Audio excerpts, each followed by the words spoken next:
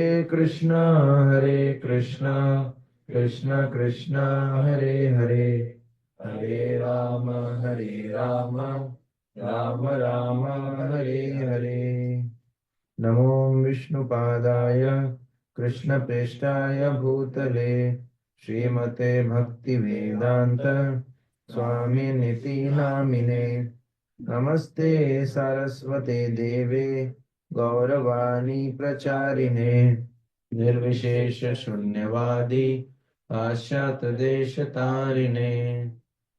निखिल श्रुति मौलिरत्नमाला द्युति निराजिता पाद पंकजंता अयि मुक्त कुले रूपास्यमानां परितास्त्वं हरिनाम संशयामि। नीलाचल निवासाय नित्याय परमात्मने बलभद्र सुभद्राभ्यां जगन्नाथाय ते नमः।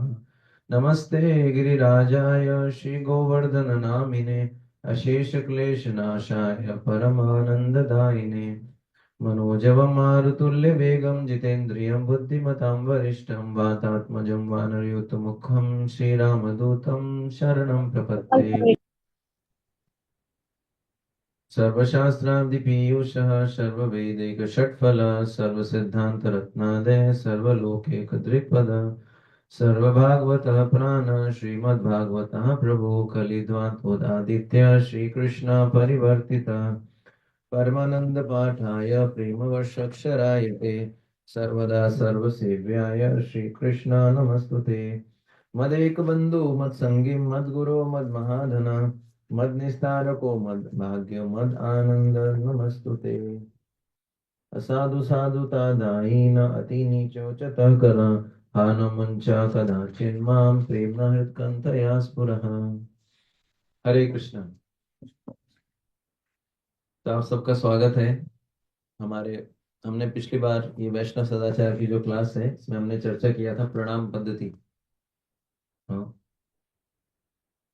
पहला हमने सबसे पहले डिस्कस किया था वैष्णव सदाचार का महत्व क्या है, उसके 10 सिद्धांत। उसके बाद हमने डिस्कस किया था विनम्रता का स्थान क्या होता है, मंदिर में जाते हैं तो विनम्र रहना चाहिए। फिर हमने डिस्कस किया कि प्रणाम के पीछे क्या साइंस है ना। और लास्ट टाइम आज हम डिस्कस करेंगे अगला जो टॉपिक है अर्चा विग्रहों पर ध्यान करना। अर्चा विग्रह मतलब जो भगवान के, हम इसको जो है पहली बात तो हम इनको मूर्ति नहीं बोलते। मूर्ति शब्द एक बहुत सस्ता शब्द है ना। आइडल कुछ लोग उसको बोलते हैं आइडल। आइडल शब्द भी उतना अच्छा नहीं है क्योंकि मूर्ति आप देखते हैं जैसे गांधी जी की मूर्ति है यहाँ पर, देखा आपने क्या क्या कंडीशन हो रखी। एक बार जो है मैं, शायद 2 अक्टूबर की बात थी, मैं वॉक कर रहा था तो जो झाड़ू होती है, झाड़ू जिससे वो साफ करते हैं अलग अलग जगह वो झाड़ू से गांधी जी की माला, पुरानी माला को उतार रहे थे से। ये जो है मूर्ति के साथ ऐसा व्यवहार होता है, इसलिए मूर्ति नहीं बोलते, अर्चा विग्रह। तो विग्रह का अर्थ होता है कि उनका जो है एक व्यक्तित्व है, पर्सनल। अर्चा विग्रह है ना। तो अर्चा विग्रह जो है उन पे कैसे ध्यान करना चाहिए आज हम चर्चा करेंगे। सबसे पहले तो थोड़ा अर्चा विग्रह क्या है उसको थोड़ा समझना पड़ेगा, इसका साइंस, अर्चा विग्रह का साइंस क्या होता है। ठीक है ना। हम्म। तो हम सब जानते हैं कि भगवान का शरीर क्या है, सच्चित आनंदमय। जन्म कर्म च में दिव्यम एवं यो वेति तत्वता त्यक्त्वा देहम पुनर्जन्म नैति मामेति सो अर्जुन। तो भगवान बोलते हैं गीता के 4.9 में कि मेरा जन्म और कर्म क्या है, दिव्य है। मतलब भगवान का वैसे प्राकट्य नहीं होता जैसे हम हमारा प्राकट्य होता है ना। ये आपने भागवत में भी पढ़ा होगा, सुना होगा कि जब भगवान कृष्ण आए थे तो सबसे पहले वसुदेव जी के मन में आए, फिर देवकी के मन में आए, फिर देवकी के गर्भ में आए, और फिर जो है चतुर्भुज रूप में प्रकट हो गए बाहर। मैं कल भी बता रहा था कि अगर कोई सामान्य बच्चा होता है तो वो रोता हुआ बाहर निकलता है गर्भ से, देखा है ना। लेकिन भगवान जो है बहुत प्रसन्न मुद्रा में चतुर्भुज रूप में गर्भ से बाहर निकले। तो इससे पता लगता है कि भगवान का जन्म वैसा नहीं होता जैसा हमारा होता है। फिर भगवान के कर्म भी दिव्य हैं। हमारा जन्म होता है अज्ञान में, हमको पता भी नहीं होता हमारे माँ बाप कौन है। हमको नहीं पता होता कि हमारे लिए क्या अच्छा है, सब हमको बताया जाता है, पर भगवान को पहले से पता होता है। भगवान पहले से फिक्स करके आते हैं, मेरे को इनका पुत्र बनना है, मेरे को यहाँ पर आना है। जैसे कल के अवतार के बारे में बताया गया है कि जो कलयुग खत्म होगा तो संबलपुर जगह पे भगवान आएंगे। उनके पिता का नाम पहले से बता दिया गया है, भागवतम में है। तो भगवान फिक्स करके आते हैं। तो इससे पता लगता है कि और भगवान का शरीर भी वैसा नहीं है जैसा हमारा शरीर है ना। हमारा शरीर भौतिक है, भगवान का शरीर क्या है? अजो अपि अन्न, अजो अपि सन, अव्य आत्मा, भूतवा नाम ईश्वरो अपि सन। भगवान बोलते हैं गीता में कि भगवान बोलते हैं कि मेरा मैं अजन्मा हूँ, मैं अविनाशी हूँ। और भगवान बोले मैंने 12 करोड़ साल पहले जो है अर्जुन सूर्यदेव को ज्ञान दिया था। 12 करोड़ साल पहले की बात भगवान को कैसे याद है, आप सोचो। एक सामान्य व्यक्ति को जो है एक सप्ताह पहले की हमारे को तो मुश्किल से याद होगी, और एक जन्म की पहले की। और सोचो 12 करोड़ साल पहले अगर कोई किसी को बात याद करनी तो कितना जोर डालना पड़ेगा दिमाग में याद करने के लिए।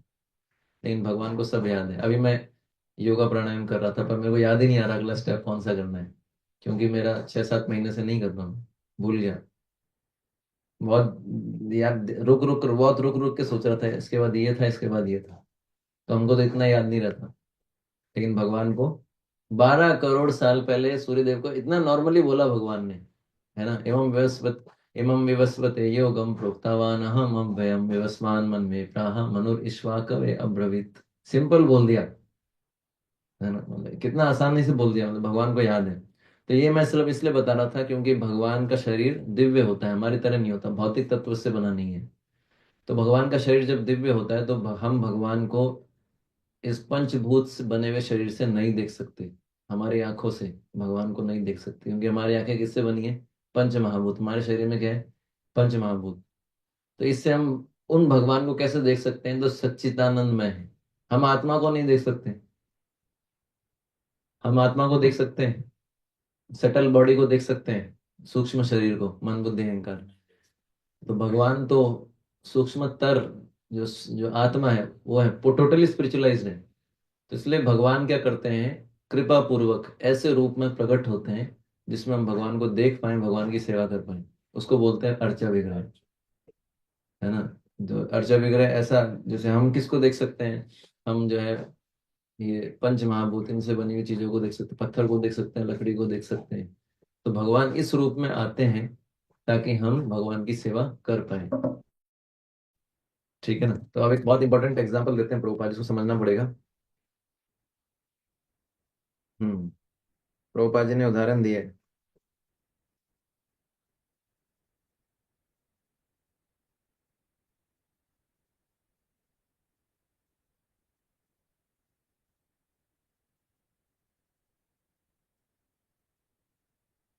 इसमें प्रभुपाद जी एक बहुत सुंदर उदाहरण देते थे। क्या देते थे? बोले कि जैसे ग्रैंड पोस्ट ऑफिस है यहाँ का, उसमें एक बड़ा सा वो लगा हुआ है पोस्ट बॉक्स जहाँ सारी जाती। और हमने देख रखा है कुछ कुछ जगह वो लगा के रखते हैं, है ना, वो डब्बे, लाल डब्बे। आजकल पता नहीं होता, नहीं नहीं होता। तो उसमें आप डालोगे तो वहां पहुंच जाएगा जहाँ जाना चाहिए। पर अगर आप हर डब्बे में डालोगे तो पहुंचेगा? कोई कोई किसी ने भी लाल डब्बा ला के रख दिया कि ये पोस्ट पोस्ट बॉक्स है, तो जो पहुंचेगा नहीं। तो वैसे ही जो है, हर हर हर रूप भगवान नहीं है। लेकिन भगवान जो है, जो प्रमाणिक, जो रूप से भगवान को, जो फॉर्म जो भगवान का मेंशन्ड है शास्त्रों में, उसके हिसाब से विग्रह को तैयार किया जाता है। और फिर उसकी प्राण प्रतिष्ठा की जाती है, उसमें प्राण फूके जाते हैं, उसका पूरा प्रोसीजर होता है।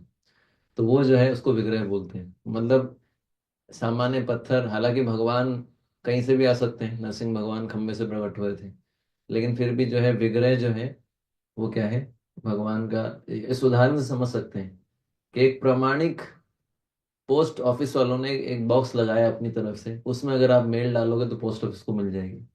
वैसे ही भगवान ने अपना एक प्रमाणिक विग्रह, मंदिर में भगवान का एक फॉर्म है, उसकी सेवा करोगे वो सेवा भगवान के पास पहुंचेगी। तो वो प्रमाणिक जो है फॉर्म जो शास्त्रों में दे रखा है उसके अनुसार विग्रह बनता है।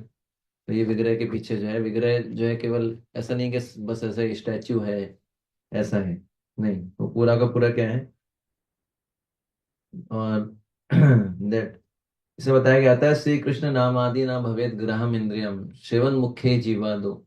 क्योंकि हमारी इंद्रिया क्या है, भगवान के आध्यात्मिक शरीर आध्यात्मिक रूप को ग्रहण नहीं कर सकती। अतः श्री कृष्ण नाम आदि, तो कैसे, नाम सेवन मुख्य ही जीवा दो, भगवान की सेवा के माध्यम से हम भगवान को समझ सकते हैं। और वो जो है, तो इसलिए जो है अब ये जो है इसमें बताया गया है भागवतम में, श्रीमद् भागवतम के 4:30-27 श्लोक में मैं आपको पढ़ाता हूँ। विग्रह सेवा बहुत इंपॉर्टेंट है ना। हम काफी चीजों पर डिस्कस करने वाले हैं, तो इसको आपको ध्यान से सुनना पड़ेगा। दो दो प्रकार की विधि होती है, एक होती है पंचरात्रि की विधि, एक होती है भागवत विधि। पंचरात्रि की विधि मतलब भगवान के अर्चा विग्रह की सेवा करना, नियम से नहाना, ये सब करना। एक होती है भागवत विधि के भगवान का नाम लेना। ये दोनों इंपॉर्टेंट है, ये दोनों को कैरी ऑन करना है। विग्रह सेवा के संबंध में प्रभुपाद जी ने भागवतम में बहुत सुंदर चीज बोली है। 4:30-27।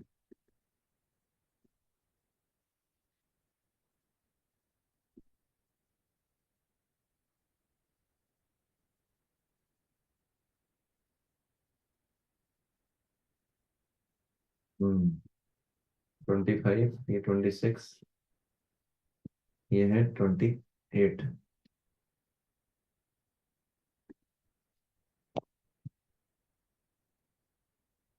हाँ,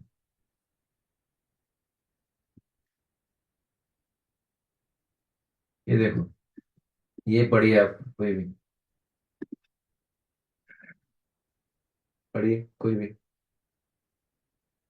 मंदिरों में भगवान के जिस रूप की पूजा की जाती है वह अर्चा विग्रह या अर्चा अवतार कहलाता है। यह सुविधा नव दीक्षित भक्तों को दी जाती है जिससे वे भगवान के असली रूप का साक्षात दर्शन कर सके, अर्चा के रूप में सादर नमस्कार कर सके तथा यज्ञ कर सके। ऐसी सुविधाओं से नव दीक्षित धीरे धीरे अपनी मूल कृष्ण चेतना का आह्वान करते हैं। नव दीक्षितों के लिए मंदिरों में अर्चा विग्रह की पूजा भगवान का सबसे मूल्यवान वरदान है।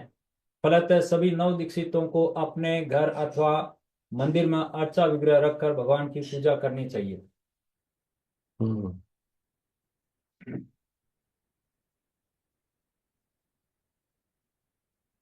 तो ये जो है बताएंगे अर्चा विग्रह की सेवा। मंदिर में अर्चा विग्रह, तो हम ये 8 फॉर्म होते हैं भगवान के अर्चा विग्रह के। 8 फॉर्म बताएं।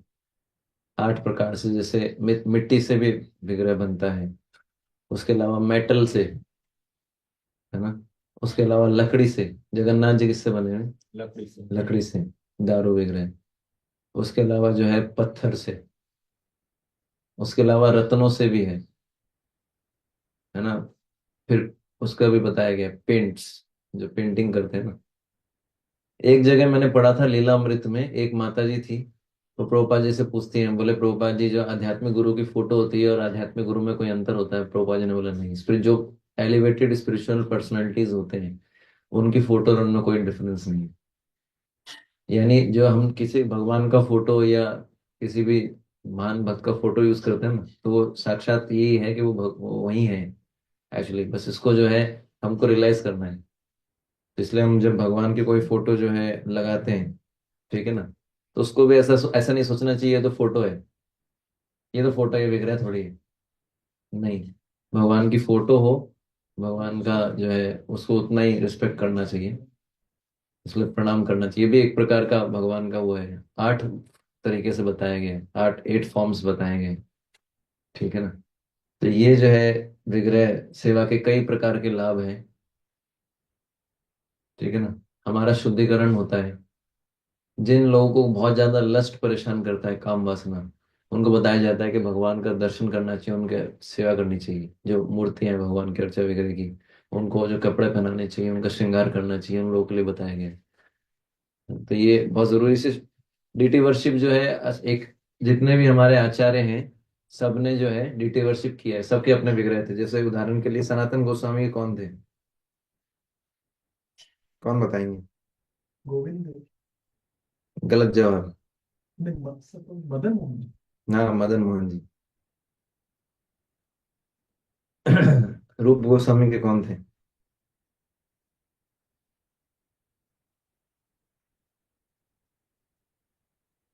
गोविंद देव जी।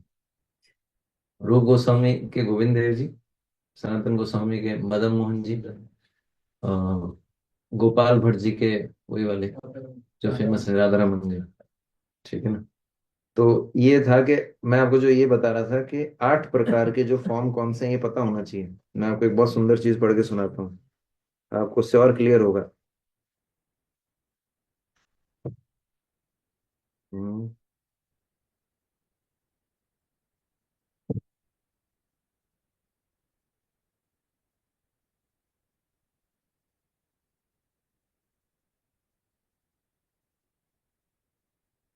एक तो होता है ये भागवतम के अंदर है, 11, 27, 12, ये भी इंपॉर्टेंट है।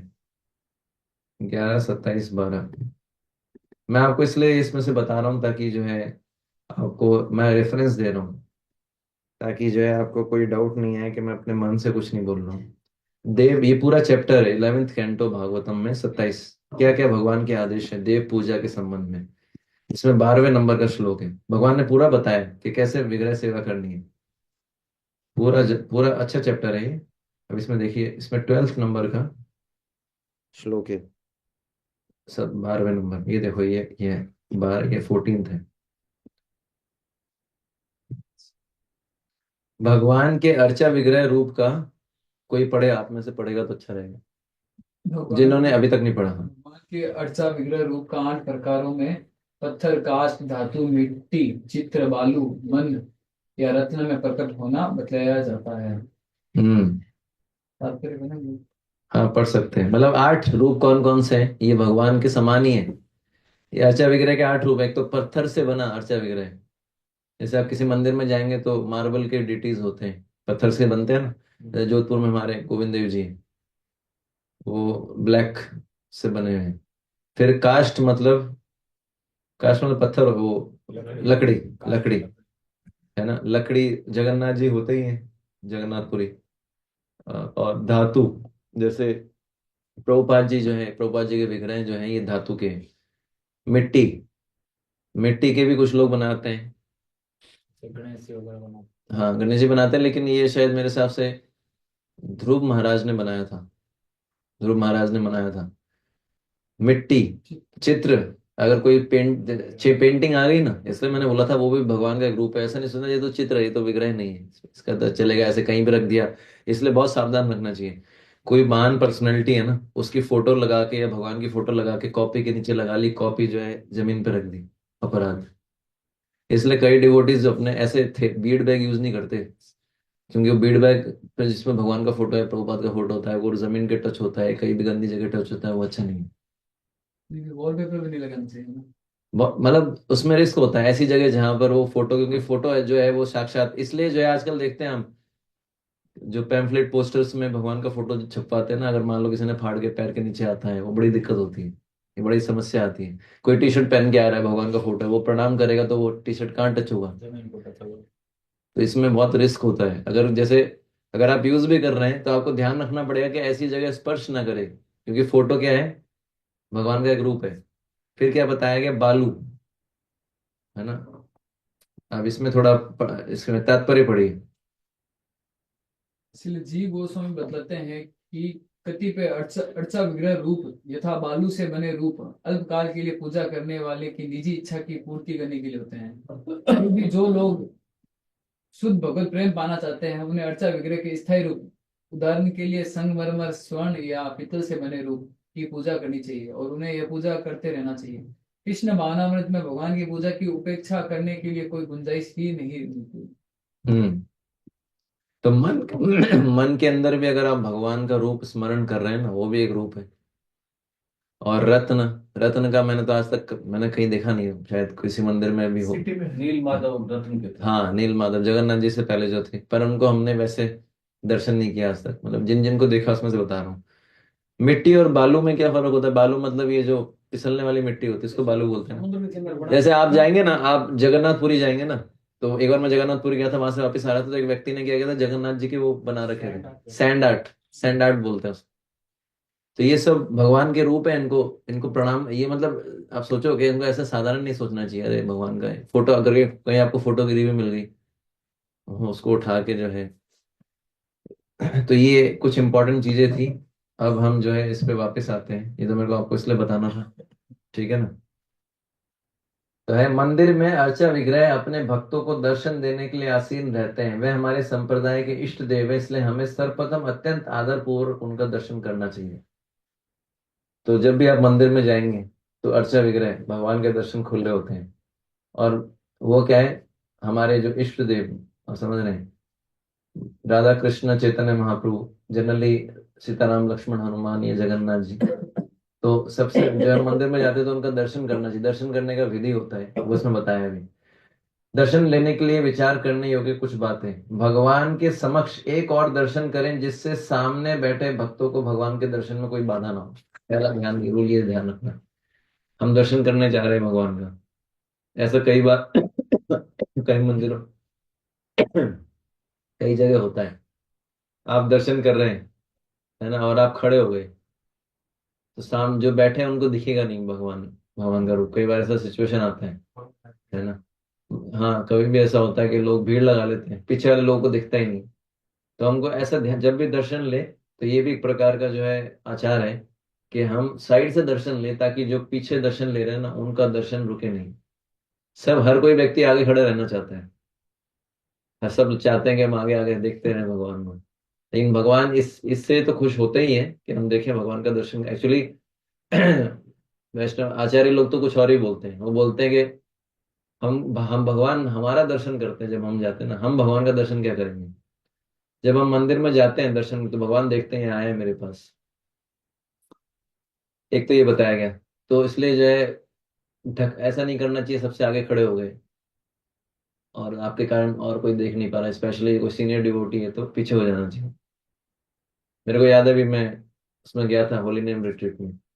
तो एक राधा रमन जी का बहुत सुंदर जो है वो लाइट वाला फोटो फ्रेम दिया था, है ना। सच्चिदानंद महाराज को लेके आए थे महाराज, और उसको जला देख रहे थे, सब दर्शन करने आ रहे थे, बड़ा सुंदर था। तो मैं एकदम देखने लग गया, मेरे को ध्यान नहीं रहा पीछे गिरिराज महाराज खड़े थे, है ना। तो वो खड़े हो गए मेरे पीछे कि कब ये हटेगा। अब मेरे को पता नहीं कि मैं आगे खड़ा हूँ। फिर मेरे को जो है एक डिवोटी ने थोड़ा सा ऐसा हल्का सा देखा, तो मैं समझ गया। तो फिर मैं थोड़ा साइड में हूँ। तो इसलिए जो है ऐसा रास्ता देना चाहिए। मतलब समझ गया ना, ये पहला ने। अब अगला क्या है, विग्रह को दंडवत के मुख कमल को नहीं, विग्रह को दंडवत के मुख कमल को नहीं देखना चाहिए। भगवान का दर्शन कैसे किया जाए, इसकी प्रामाणिक विधि का वर्णन श्रीमद् भागवतम 2.2.13 में किया गया है। तो श्रीमद् भागवतम 2.2.13, ये याद रखिएगा कैसे दर्शन करना चाहिए। कभी भी भगवान को डायरेक्ट नहीं देखना चाहिए, जाते ही चेहरा नहीं देखना चाहिए। दर्शन का तरीका है, ये देखिए यहाँ बताया गया 2.2.13, ठीक है ना। भगवान का दर्शन का तरीका क्या है, 2.2.13। कोई पढ़ेगा जिन्होंने अभी तक नहीं पढ़े। हाँ पढ़ो ना।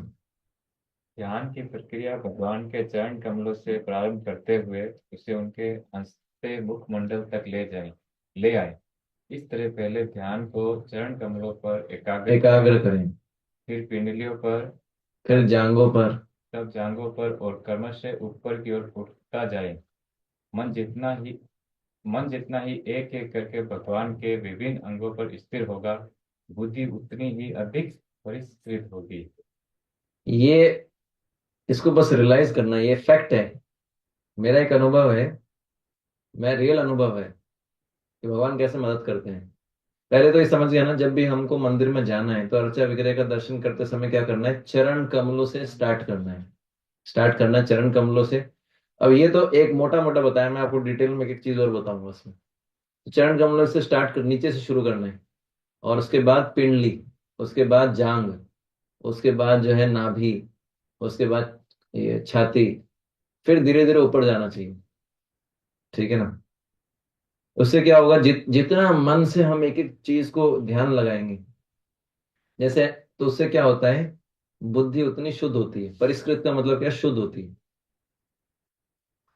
है ना। तो जो लोग, अब मेरे को मतलब जो लोग रेगुलर ड्रेसिंग करते हैं ना, वो एक एक डिटेल बता सकते हैं विग्रह का। जैसे हम दर्शन करते हैं तो हमको पता ही नहीं चलता, हमको याद नहीं रहता भगवान ने कौन सी ड्रेस पहनी है। एक्चुअली जब भगवान का दर्शन करते हैं तो हमको पता होना चाहिए उन्होंने कौन सी ड्रेस पहनी है, कौन सी माला पहनी है, कितनी माला पहनी है। जो सही से दर्शन करते हैं ना, वो हर चीज देखते हैं। सिद्धार्थ जी की तो डिटेल पूरी देते हैं दर्शन हाँ, के अंदर ये लेकिन उसके लिए आपको 10-15 मिनट खड़ा रहना पड़ेगा, ये चीज देखनी पड़ेगी। लेकिन हमारे साथ क्या होता है, चलो क्या करना है, प्रसाद का है ना। मतलब अगर आप, हमारे खैर विग्रह है भी नहीं। विग्रह जब होते हैं तो उनको अलग अलग ड्रेसें पहनाई जाती है ना। अलग, और चरण होते हैं उनके, चरण में तुलसी होती है, तुलसी उसको। तो ये समझ पा रहे हैं, तो जितना मन एकाग्र होगा एक अंग पे, उतनी अधिक बुद्धि सदृश होगी। ठीक है ना, ये तो एक पॉइंट आ गया। अब मैं आपको डिटेल में बताता हूँ, डिटेल में ना हम चर्चा करेंगे। डिटेल की चर्चा है थर्ड कैंटो,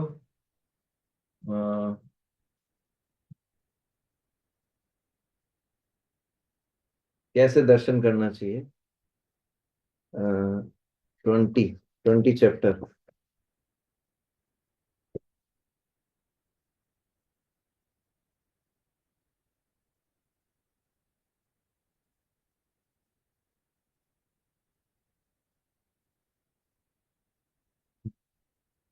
ट्वेंटी उसमें एक एक डिटेल बताइए।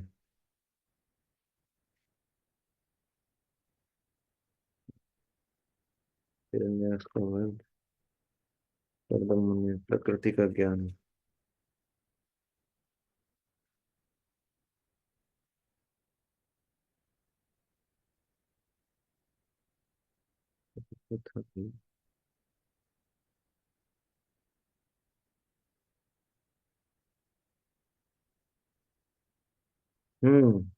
ये आ गया 28, सॉरी, थर्ड कैंटो 28। भक्ति साधना के लिए कपिल भगवान के आदेश है। कपिल भगवान ने अपनी माँ देवहूति जी को दिया था। अब देखिए इसमें एक एक चीज डिटेल में है और आपको इतना आनंद आएगा सुन के।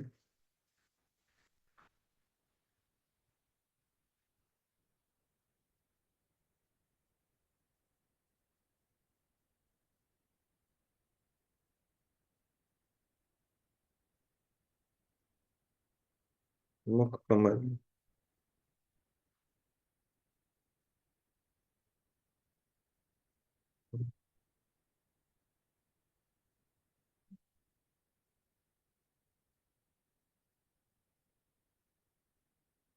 अब ये श्लोक नंबर आप नोट कर लीजिए, 21, 3, 28, 21, इसमें इससे शुरू होता है। ये बहुत इंपॉर्टेंट है। हाँ, तो यहाँ पर समझ में आ गया ना, जब भगवान के दर्शन करें तो क्या करना चाहिए, सबसे पहले चरण कमल से शुरू करना चाहिए, फिर ऊपर जाना चाहिए। अब इसके अंदर भी जो है सबसे पहले बताया है, देखिए। अब भगवान के चरण में अलग अलग चिन्ह और उसका एक एक मतलब है, हर चीज का डिटेल में वो मैं बताऊंगा आपको। कोई पढ़िए जिन्होंने अभी तक नहीं पढ़ा है। भक्त को चाहिए कि सर्वप्रथम वह अपना मन भगवान के चरण कमलों में केंद्रित करे, जो वज्र, अंकुश, ध्वजा तथा कमल चिन्हों से सुशोभित रहते हैं। सुंदर माणिक से उनके नाखूनों की शोभा चंद्रमंडल से मिलती जुलती है और हृदय के गहन तम को दूर करने वाली है। हम्म तो भगवान के चरणों में जो है, ऐसे तो बहुत सारे चिन्ह हैं। अगर आपको बताऊं मैं एग्जैक्टली कितने हैं, हम्म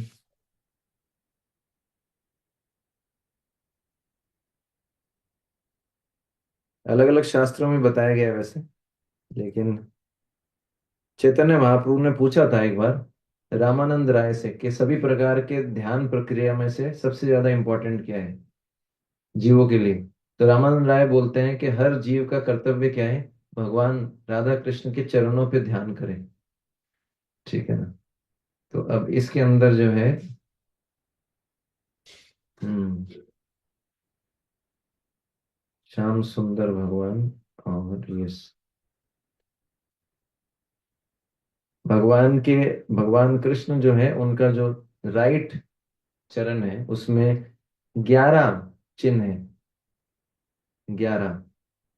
और लेफ्ट में 8।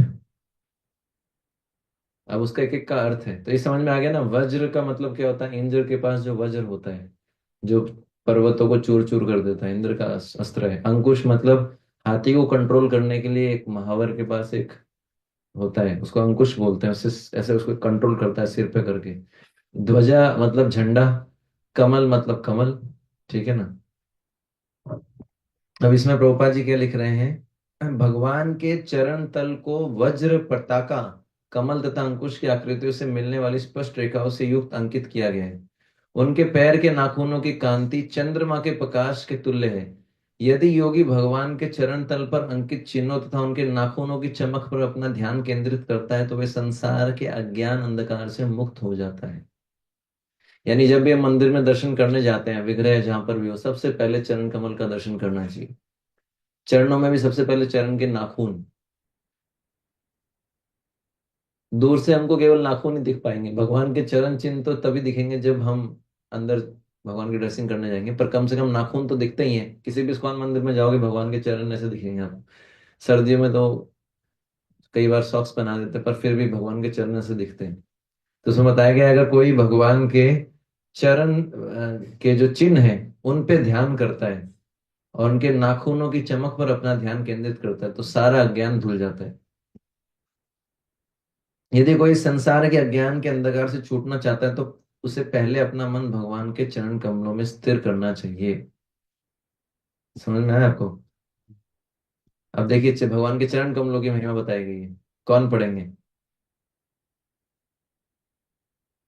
पूज्य शिव जी भगवान के चरण कमलों के प्रक्षालित जल से उत्पन्न गंगा नदी के पवित्र जल को अपने सिर पर धारण करके और भी पूज्य हो जाते हैं। भगवान के चरण उस वज्र के तुल्य है जो ध्यान करने वाले भक्त के मन में संचित पाप के पहाड़ को ध्वस्त करने के लिए चलाया जाता है। अतः मनुष्य को दीर्घ काल तक भगवान के चरण कमलों का ध्यान करना चाहिए। हाँ, तो जब चरण कमलों का ध्यान करते हैं तो बहुत देर तक ध्यान करना चाहिए, देर काल तक। भगवान के चरण कमल है बहुत छोटे, लेकिन जो है वो बड़े बड़े पाप के पहाड़ को नष्ट करते हैं। जैसे वज्र इंद्र का अस्त्र है, बहुत छोटा होता है, और पहाड़ कितने बड़े होते हैं।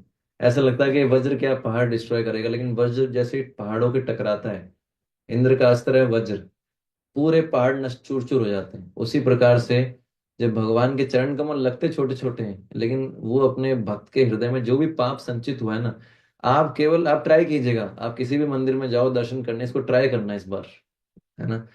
फोकस करना उनके चरणों में 5 मिनट, 7 मिनट, 10 मिनट, और देखो आपको कैसा लगता है। ठीक है ना। तो शिव जी जो है उनके चरणों से जो जल निकला है उसको धारण करके और भी पवित्र हो गए, गंगा, है ना। चरणामृत है ना भगवान का, उसको ये शिव जी इतने और पूज्य हो गए। तो ये पावर है चरणों की। और तो इसमें जो है शिव जी इसलिए महत्वपूर्ण है क्योंकि वे अपने सिर के ऊपर पवित्र गंगा जल धारण करते हैं, जिसका उद्गम भगवान विष्णु का चरण प्रक्षालन है। हरि भक्ति विलास में सनातन गोस्वामी कहते हैं कि जो मनुष्य परमेश्वर देवताओं को, जिनमें शिव ब्रह्मा भी आ जाते हैं, समान स्तर पर रखता है, वह पाषंडी या नास्तिक हो जाता है। हमें कभी ये नहीं सोचना चाहिए कि भगवान विष्णु द्वारा सारे देवता एक समान है। अभी देखिए इस श्लोक की अन्य महत्वपूर्ण बात है कि अनादिकाल से भौतिक शरीर के संसर्ग में रहने से बद्ध जीव का मन प्रकृति पर अधिकार जताने की इच्छा रूपी मल का ढेर उठाए हुए। हमारा सबका क्या है? कंट्रोलिंग नेचर है। हम चाहते हैं हमारे हिसाब से काम हो। हम प्रकृति पर प्रभुत्व जताना चाहते हैं, प्रभु बनना चाहते हैं। मेरे हिसाब से क्यों नहीं हुआ, तुम मेरे हिसाब से क्यों नहीं चला, ऐसे ही होना चाहिए था। तो ये कंट्रोलिंग नेचर है, प्रभुत्व जताना। हम चाहते हैं प्रकृति हमारे हिसाब से काम करे। सभी तो लोग ये चाह रहे हैं ना कि ना सर्दी का हमारे पे प्रभाव ना पड़े, गर्मी का हमारे प्रभाव ना पड़े। सब हिरण्यकशिपु बनना चाहते हैं, है ना। तो ये जो कंट्रोलिंग नेचर है, प्रभुत्व जताना, मेरे अनुसार काम करना चाहिए प्रकृति को, ये क्या है? मल है। ये मल पर्वत के समान है, किंतु पर्वत वज्र से ध्वस्त किया जा सकता है। भगवान के चरण कमलों का ध्यान योगी के मन के मल रूपी पर्वत को छिन्न भिन्न करने के लिए वज्र के समान है। यदि योगी चाहता है कि उसके मन से मल रूपी पर्वत छिन्न छिन्न भिन्न हो जाए, तो उसे किसी शून्य निराकार वस्तु की कल्पना ना करके मन को भगवान के चरण कमलों पर एकाग्र करना चाहिए। क्योंकि मल एक पर्वत का रूप धारण इतने पाप, इतना मल है हमारे अंदर के पर्वत बन चुका है। आप नोएडा से जाओगे ना वृंदावन, तो रास्ते में ना एकदम कचरे का पहाड़ आएगा एक, देखा है ना आपने? उसमें से चीलें घूमती रहती हैं ऊपर। तो अब वो कचरे का पहाड़ देखा, पता नहीं आपने देखा नहीं देखा, मैं कई बार गया हूँ कार से, नोएडा से वृंदावन। तो इतने बड़ा उसमें पहाड़ का पर्वत, सॉरी किसका, कचरे का पर्वत बना दिया लोग, इतना कचरा है। आप सोचो वो हमारे हृदय के अंदर है, चेतो दर्पण मार्जनम, तो वो सब नष्ट हो जाएगा दीर्घ अवधि पर। इतना बड़ा है तो टाइम लगेगा ना, इसलिए दीर्घ अवधि तक भगवान के चरण कमलों का ध्यान करना चाहिए। ये समझ में आया? अब मैं आपको एक बड़ा सुंदर एक और चीज बताता हूँ। तो मायावादी लोग तो भगवान का रूप ही नहीं मानते, उनके लिए चरण कमल का कोई मतलब ही नहीं। मायावादी जो होते हैं, जो भगवान का रूप नहीं मानते, वो बोलते हैं भगवान जो है, हाँ निराकार, वो बोलते हैं भगवान का कोई रूप नहीं है। भगवान जो है वो ऐसा बोलते हैं, भगवान भी संसार में आते तो हमारी तरह भौतिक शरीर लेके आते हैं। तो भगवान को जो है सो अहम, सो अहम, मैं भी नारायण, आप भी नारायण, समझ गया? तो ये जो है इस प्रकार से। तो अब मैं आपको एक बड़ी इंटरेस्टिंग चीज बता रहा हूँ कि भगवान के चरण कमल पे अलग अलग चिन्ह होते हैं। अब पता नहीं वो, आप इसमें मैं आपको दिखाऊंगा भी, ठीक है ना? तो हम्म भगवान के चरणों में ये अलग अलग शास्त्रों से रेफरेंस जो है, ये है स्कंद पुराण, मत्स्य पुराण, गर्ग संहिता, आनंद चंद्रिका, रूप चिंतामणि, विश्वनाथ चक्रवर्ती, मतलब इतना है कि आप सुन लीजिए बस, ठीक है ना? सबसे पहला भगवान या राधा रानी के चरण में क्या है? राधा रानी के चरण तो आप देखते हैं गोपाष्टमी के दिन या राधाष्टमी के दिन ही दिखाते हैं, 2 दिन दिखाते हैं पूरे साल में। राधा रानी के चरण जो है जनरली दर्शन नहीं कराते हैं हमारे मंदिर में, 2 टाइम, एक तो गोपाष्टमी के दिन, राइट, और एक राधाष्टमी के दिन राधा रानी के चरण दिखाते हैं। इन्हीं चरणों को भगवान कृष्ण ने अपने सिर पर लगा लिया, इसके कारण जयदेव गोस्वामी कंफ्यूज हो गए। वो लिख रहे थे ना, आपने सुना ना, जयदेव गोस्वामी का भी वो आया था। तो सबसे जो चिन्ह है वो क्या है? शंख। भगवान के पैरों में एक जो है, मैं आपको दिखाता हूँ, भगवान के इससे आपको और थोड़ा विजुअलाइज होगा।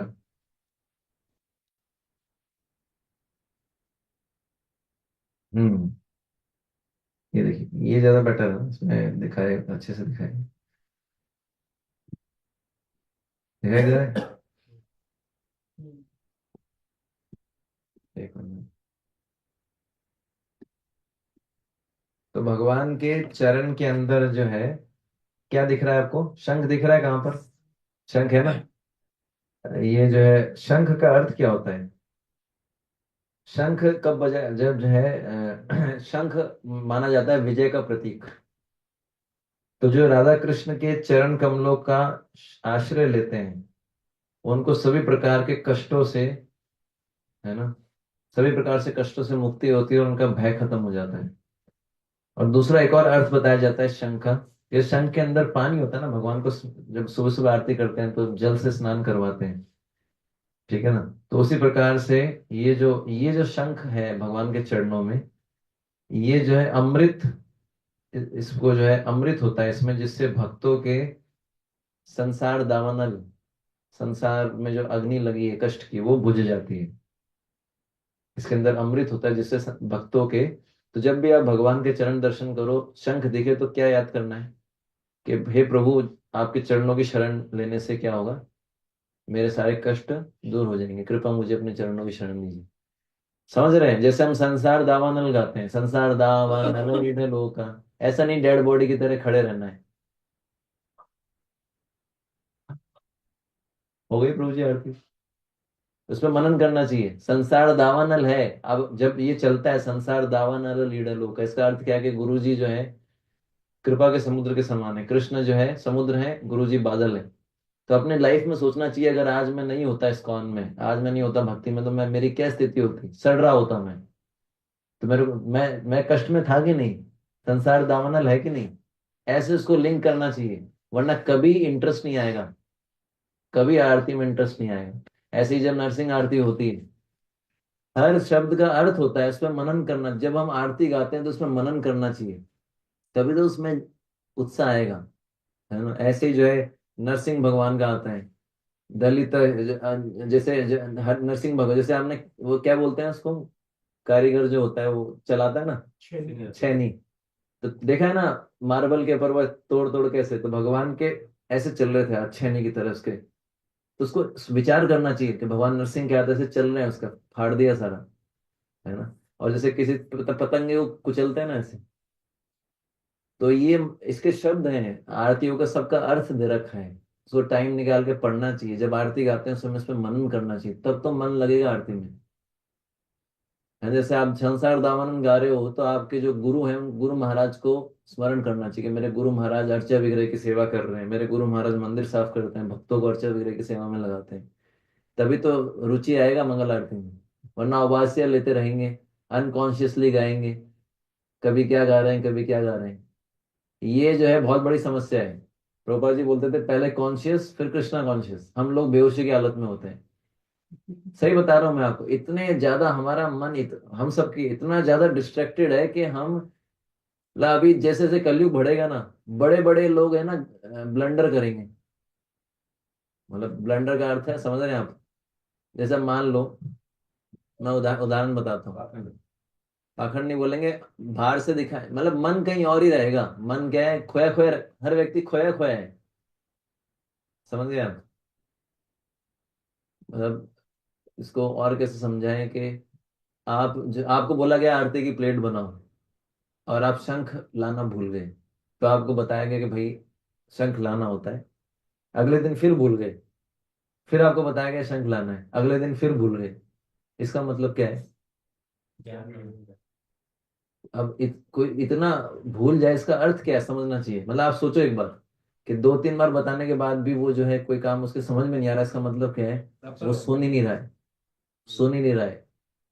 और ये हम सबकी स्थिति है, क्योंकि हम इतने खोए हुए रहते हैं। इसको बोलते हैं आर्ट ऑफ लिसनिंग। कोई भी चीज बताई जाती है ना लेक्चर में, उसको इतना ध्यान से सुनना चाहिए, सुनने का उसमें मनन करना चाहिए। हम क्या करते हैं, सुन ही नहीं पाते। पहली बात तो खोए हुए रहते हैं, लेक्चर सुनते हैं खोए खोए रहते हैं, पुस्तक पढ़ते हैं खोए खोए रहते हैं, मनन कुछ और ही चलता है। इसलिए इतना माला करने के बाद भी असर नहीं हो पा रहा। इसलिए प्रभुपाद जी बोलते थे first be conscious then Krishna conscious. मतलब हर छोटी छोटी चीज पे डिटेल में ध्यान देना चाहिए, हर छोटी छोटी चीज पे। जैसे आप मान लीजिए, आपको जो है एक डिवोटी बता रहे थे, उनको सेवा मिली सीनियर डिवोटी के लिए फल फल काटने की, तो उन्होंने जो बीज नहीं निकाले, तो एक दूसरे डिवोटी ने डाटा, बोला ऐसे सेवा करते हैं, पूरे बीज निकाल के अच्छे से देना चाहिए। सेवा मतलब क्या होता है, सेवा ऐसा नहीं कि बस घास काट दी। जितना गहराई से करेंगे ना, उतना आप देखो आपको इतना मन लगेगा, इतना शुद्धिकरण। और ऊपर ऊपर से घास काटेंगे तो भगवान भी घास काटेंगे फिर, ठीक है ना। खैर ये तो ज्यादा हो गया। मैं एक और अच्छा उदाहरण देने वाला था, लेकिन मैं अगर दूंगा तो किसी को चोट लग सकती है, इसलिए मैं नहीं दूंगा उदाहरण। दूसरा बताया गया ध्वजा। ध्वजा का अर्थ क्या, ध्वजा दिख रही है आपको, फ्लैग, ध्वजा दिख रही है, इसमें लिखा हुआ ध्वजा, है ना, फ्लैग दिख रहा है। ध्वजा का अर्थ क्या होता है कि सुरक्षा। किससे, भय से। जो भगवान के चरणों, भय लगता है हम सबको, नहीं लगता बताओ, लगता है ना। क्यों लग रहा है, क्योंकि जो है एक कारण है कि हम अपने आप को शरीर मानते हैं, एक कारण क्या है कि भगवान से प्रार्थना नहीं करते कि मेरा भय दूर हो। तो भगवान का जो ये जो जो झंडा है, ये बताता है क्या, कि भय से रक्षा हो सकती है। तीसरा बताया गया, इसमें मछली दिख रही है आपको, मछली। जिस प्रकार से मछली पानी के बिना नहीं रह सकती, वैसे ही जो भक्त होते हैं भगवान के चरणों की सेवा के बिना नहीं रह सकते, ठीक है ना। राधा रानी के चरण पे भी मछली का निशान होता है। इसका मतलब जिस प्रकार से मछली पानी के बिना नहीं रह सकती, वैसे ही श्रीमती राधा रानी भगवान कृष्ण के बिना नहीं रह सकती। दूसरा, मछली का एक अर्थ ये भी होता है कि जो हमारा मन है ना, मछली के समान चंचल है, ठीक है ना। तो हमको क्या करना चाहिए, चंचल मन को भगवान के चरणों में लगाना चाहिए, हृदय में उनका जो है स्मरण करना चाहिए, ठीक है ना। ये समझ में आया। और कमल का अर्थ क्या होता है।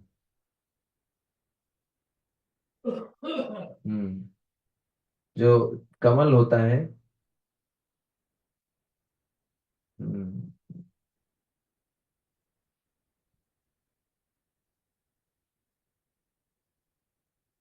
The nectar filled lotus created greed for prem in the minds of bee, like आपने देखा कमल के फूल पे वो मंडराते रहते हैं भंवरे।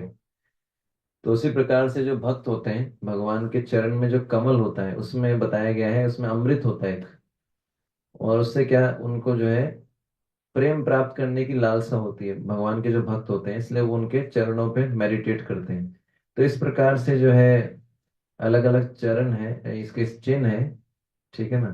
तो पर हम ज्यादा डिटेल में हम नहीं जा सकते, मैं आपको इसका लिंक दे दूंगा, ठीक है ना। कलश भी है, इन सब का अर्थ होता है, तो इस पर मनन आपको मिल जाएगा। इस पे एक एक करके जो है मनन करना चाहिए, एक एक चीज पे दर्शन करना अपने आप में मतलब दर्शन अच्छे से दर्शन करने में आपको कम से आप मान लो कि 10 से 15 मिनट तो लगना ही चाहिए। हमको कितना लगता है मैक्सिमम टाइम दर्शन करने में? हाईएस्ट रिकॉर्ड कितना है आपका भगवान के सामने? 5 सेकंड 10 सेकंड। समझ पा रहे हैं? इसलिए जो है हमारा शुद्धिकरण उतना हो ही नहीं पाता। तो इसमें ये बताया गया है जब भी दर्शन ले। अच्छा, हम आगे पढ़ रहे थे।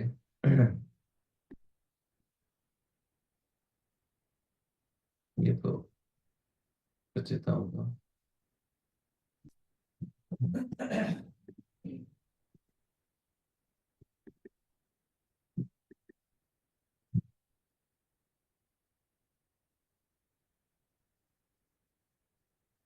328 राइट।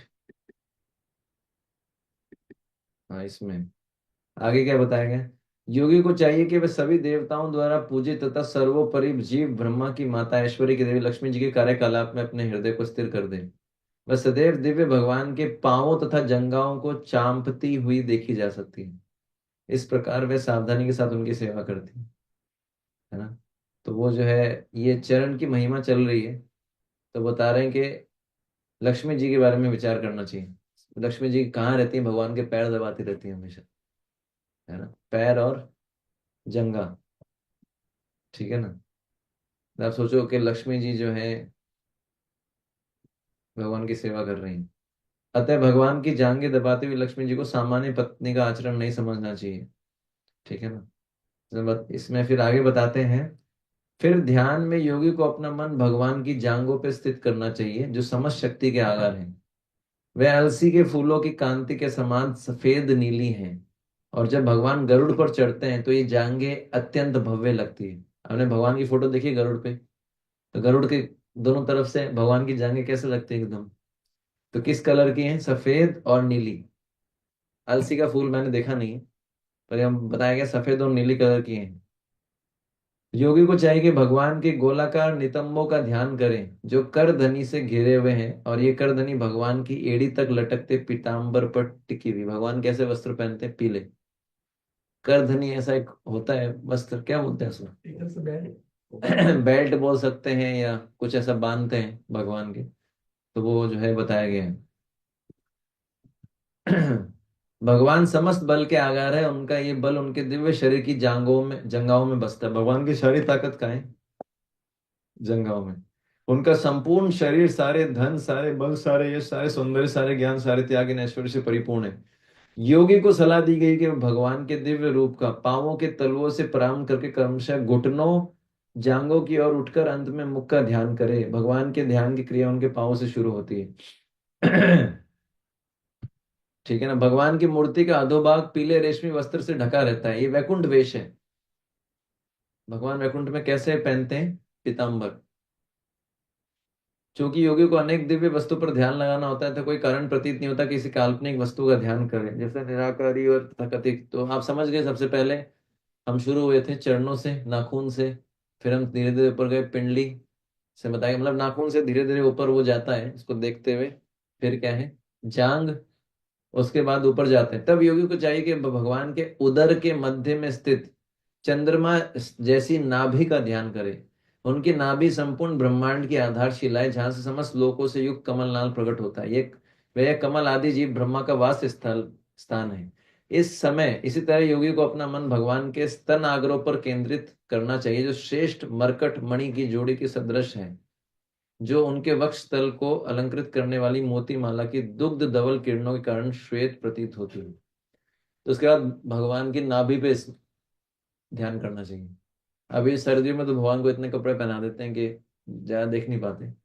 पर आप देखोगे अभी जैसे गर्मी शुरू हो गई, तो भगवान को जब दर्शन होगा तो नाभि को देखना चाहिए। तो नाभि को जब देखते हैं तो क्या ध्यान करना चाहिए, अरे ये वही नाभि है जिससे कमल निकला है, जिस पर ब्रह्मा जी रहते हैं। और अभी हम पता है कहाँ पर है, उस कमल के नाल में है।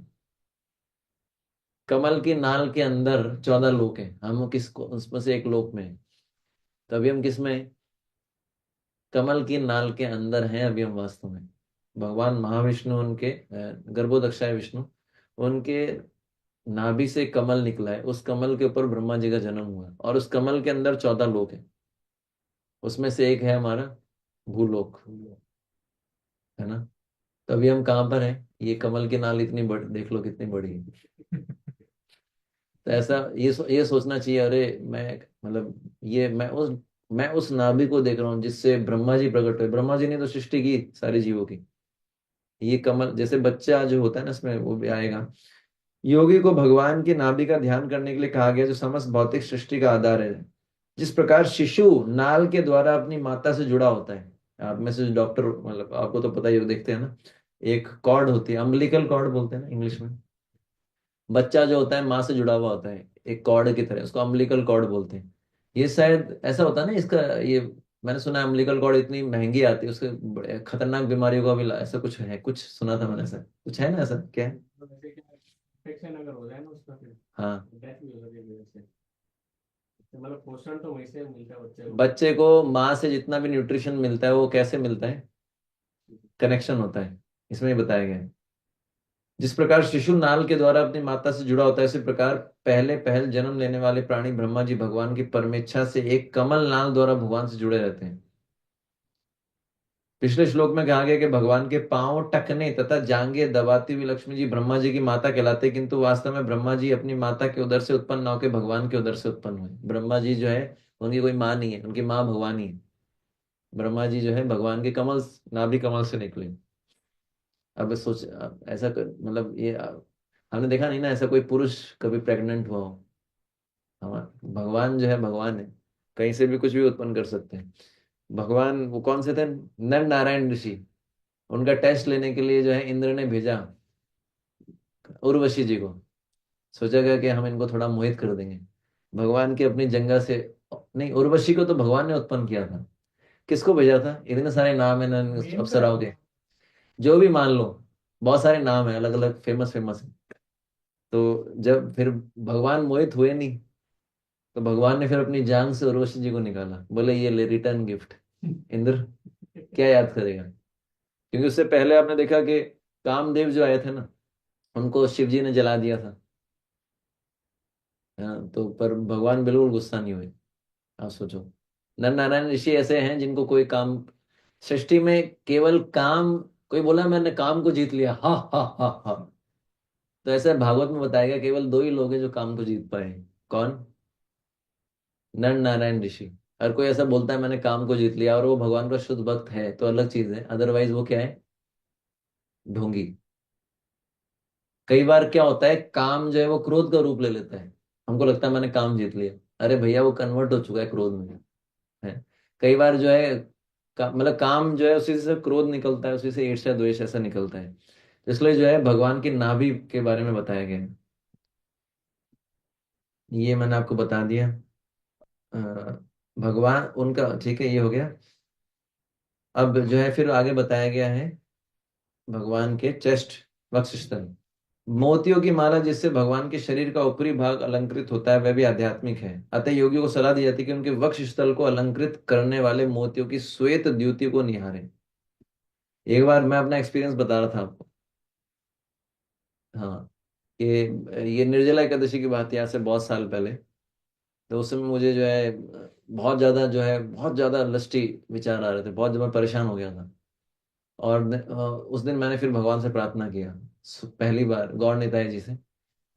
दूसरा दिल्ली में था, दिल्ली मंदिर में। और इतना आकर्षित किए फर्स्ट टाइम, मतलब बहुत ज्यादा, हर बार मेरे को इतना आकर्षित नहीं करते क्योंकि मैं कभी ध्यान से दर्शन नहीं कर पाता भगवान का। जैसे जो सबकी सिचुएशन है वो तो मैंने आपको बताई। उस दिन मैं स्पेशली भगवान के सामने खड़ा हुआ, और भगवान, मैंने जब सुना था कि भगवान का वक्ष स्थल को देखने से, उनके आंखों को देखने से काम भावना नष्ट होती, तो मैं खूब अच्छे से दर्शन किए, भगवान से प्रार्थना किया। और वो दिन ऐसा था, बहुत मैंने काफी देर खड़ा रहा, भगवान से प्रार्थना किया कि आज निर्जल एकादशी है, मेरे मन में कोई कामुक विचार ना आए, मैं नाम जप अच्छे से कर पाऊँ।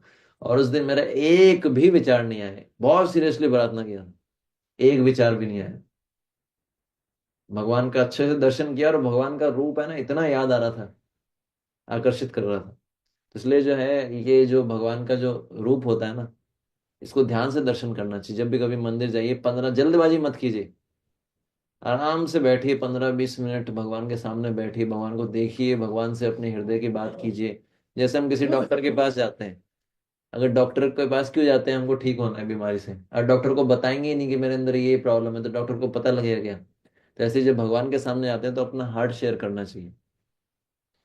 वैसे सिस्टम ये है कि जब भी भगवान के सामने जाए, पहले भगवान का गुणगान करना चाहिए कि हे प्रभु आप इतने महान हो। जाते ही नहीं कि बस मेरी अपनी लिस्ट थमा दी, मेरी ये है, मेरा बिजनेस चल जाए, है ना, मेरा ये हो जाए, मेरा वो हो जाए। पहले जाके भगवान का गुणगान करना चाहिए, हे प्रभु आप इतने महान हैं, मैं इतना नीच हूँ, उसके लेकिन फिर भी आप जो है मुझे इस प्रकार से मदद करते हैं, मेरा पालन पोषण करते हैं। फिर भगवान से मांगना चाहिए कुछ, आपके अगर कुछ इच्छा हो तो भगवान से प्रार्थना करना चाहिए, क्योंकि ये बहुत दयालु रूप है अर्चा विग्रह। भगवान तो चाहते हैं हमको देना, तो फिर हम भगवान से अपनी इच्छाओं को प्रकट कर सकते हैं, ये सिस्टम है। ऐसा नहीं जाते ही जो है, कई बार होता है ना, दो दो प्रकार के जीव होते हैं, उनका लिस्ट इतना ज्यादा होता है, जाते ही शुरू कर दिया, ये चाहिए, ये दे दे दे दे दे दे दे दे दे दे दे दे दे दे, है ना, 1 रुपया चढ़ाऊंगा, 100 दे दे। वाह भाई वाह। तिरुपति बालाजी में जाते हैं लोग, है ना, भगवान के पास क्यों जाते हैं लोग? आपको क्या लगता है, शुद्ध भक्ति मांगने कितने लोग जाते हैं? क्या मांगने जाते हैं? धनम जनम सुंदरीम, है ना, शादी नहीं हो रही शादी हो जाए, जॉब नहीं लग रही जॉब लग जाए, इसलिए तो जाते हैं। लेकिन भगवान बोलते कोई बात नहीं, आओ कैसे भी आओ पर आओ। तो इस प्रकार से पहले जो भगवान के सामने जाते हैं तो प्रणाम करना चाहिए, भगवान का दर्शन करना चाहिए, फिर भगवान का गुणगान करना चाहिए, फिर जो है अपनी अयोग्यता भगवान को बतानी चाहिए, भगवान मेरी इतनी बुरी स्थिति है। फिर भगवान के सामने अपनी इच्छा रखनी चाहिए कि मेरा ये इच्छा था प्रभु, अगर आपको उचित लगे तो आप पूरा कर सकते हैं। तो ऐसा नहीं कि जाते ही इच्छा बतानी शुरू कर दी, या कई बार ऐसा भी होता है कि कुछ होता ही नहीं हमारे पास, क्या करना है अभी? देख तो लिया, कर तो लिया दर्शन, क्या देखना है? कितनी देर खड़े रहना है?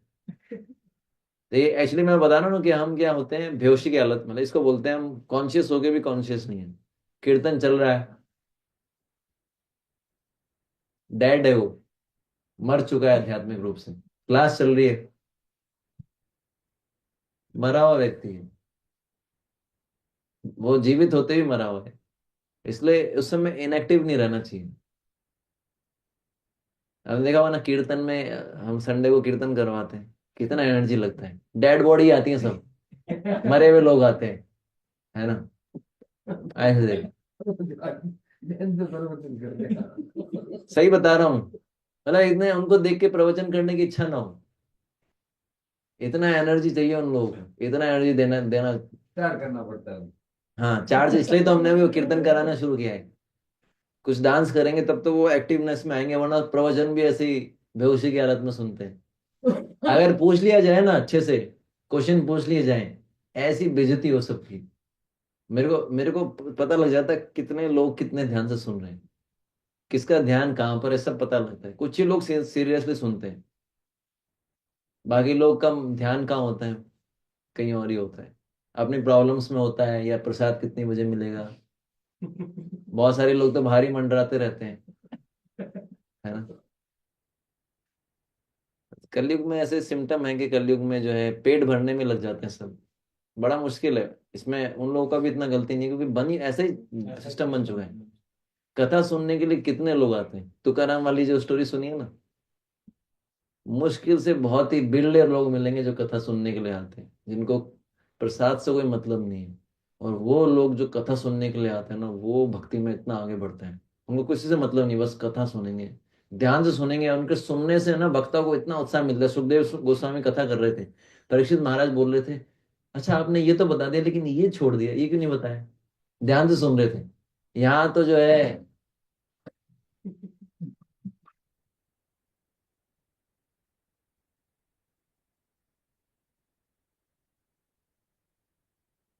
6 बज गए, 7 बज गए, छोड़ दो अब तो।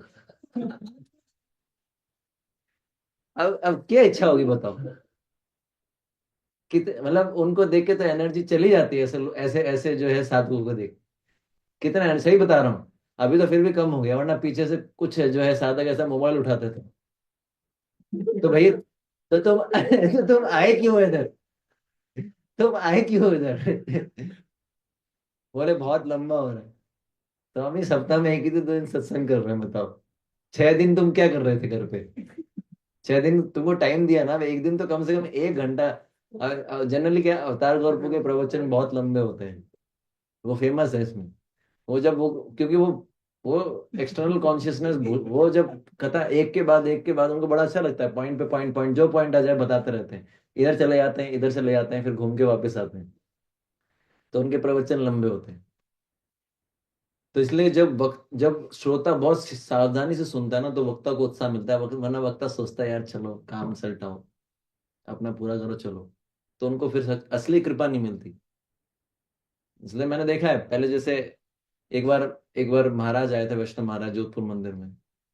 तो उस समय जो है सारे ब्रह्मचारी भाग रहे थे, ये करना है वो करना है ये करना है।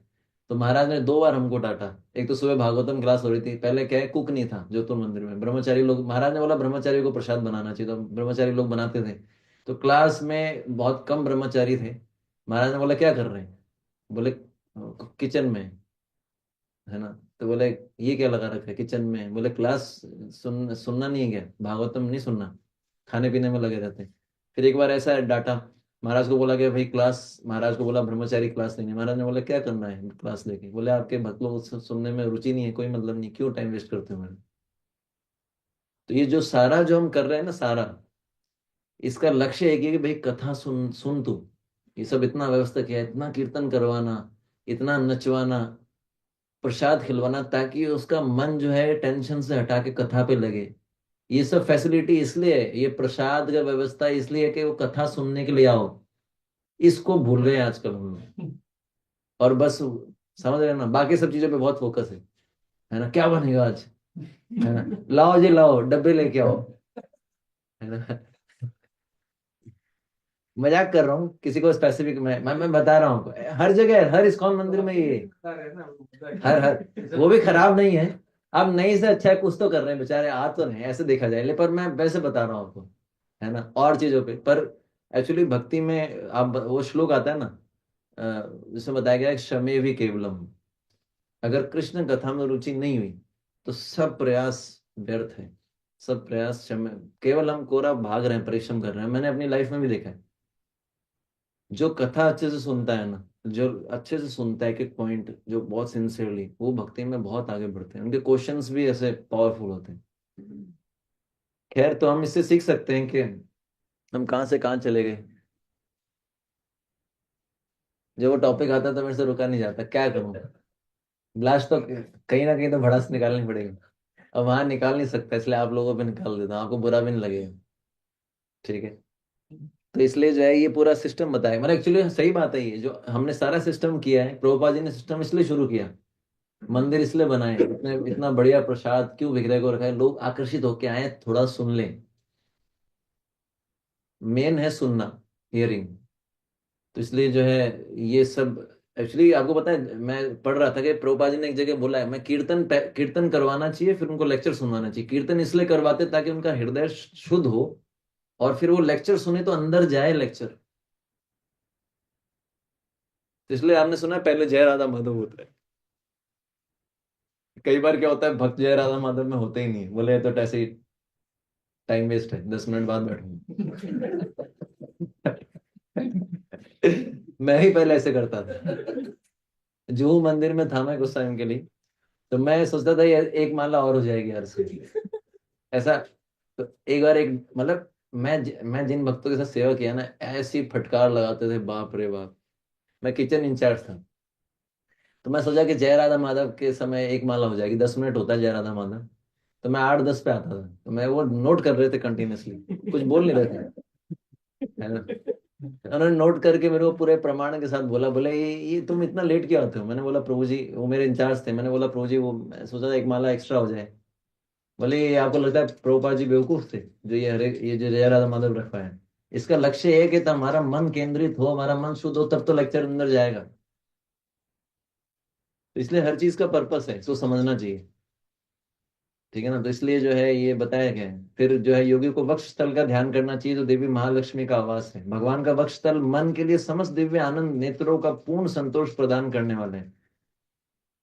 तब योगी को अपने मन में संपूर्ण विश्व द्वारा पूजित भगवान की गर्दन, भगवान की गर्दन सुंदर होती है, भगवान की गर्दन उनके वक्ष स्थल पर लटकने वाले कौस्तुभ मणि की सुंदरता को बढ़ाने वाली है।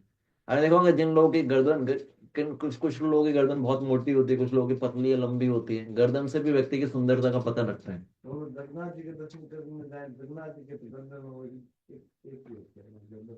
हाँ, जगन्नाथ जी का थोड़ा अलग है सिस्टम। इसके बाद योगी को भगवान की चारों भुजाओं का ध्यान करना चाहिए, जो प्रकृति के विभिन्न कार्यों का नियंत्रण करने वाले देवताओं की समस्त शक्तियों के स्रोत हैं। फिर योगी चमचमाते उन आभूषणों पर मन केंद्रित करे जो मंदराचल के घूमने से रगड़ गए थे। उन्हें चाहिए कि भगवान के चक्र का भी ठीक से चिंतन करें, जो 1000 आरों से तथा असह्य तेज से युक्त। साथ ही शंख का ध्यान करें, भगवान ने अस्त्र पकड़ रखे होते हैं अपने हाथ में, उनका ध्यान करना चाहिए।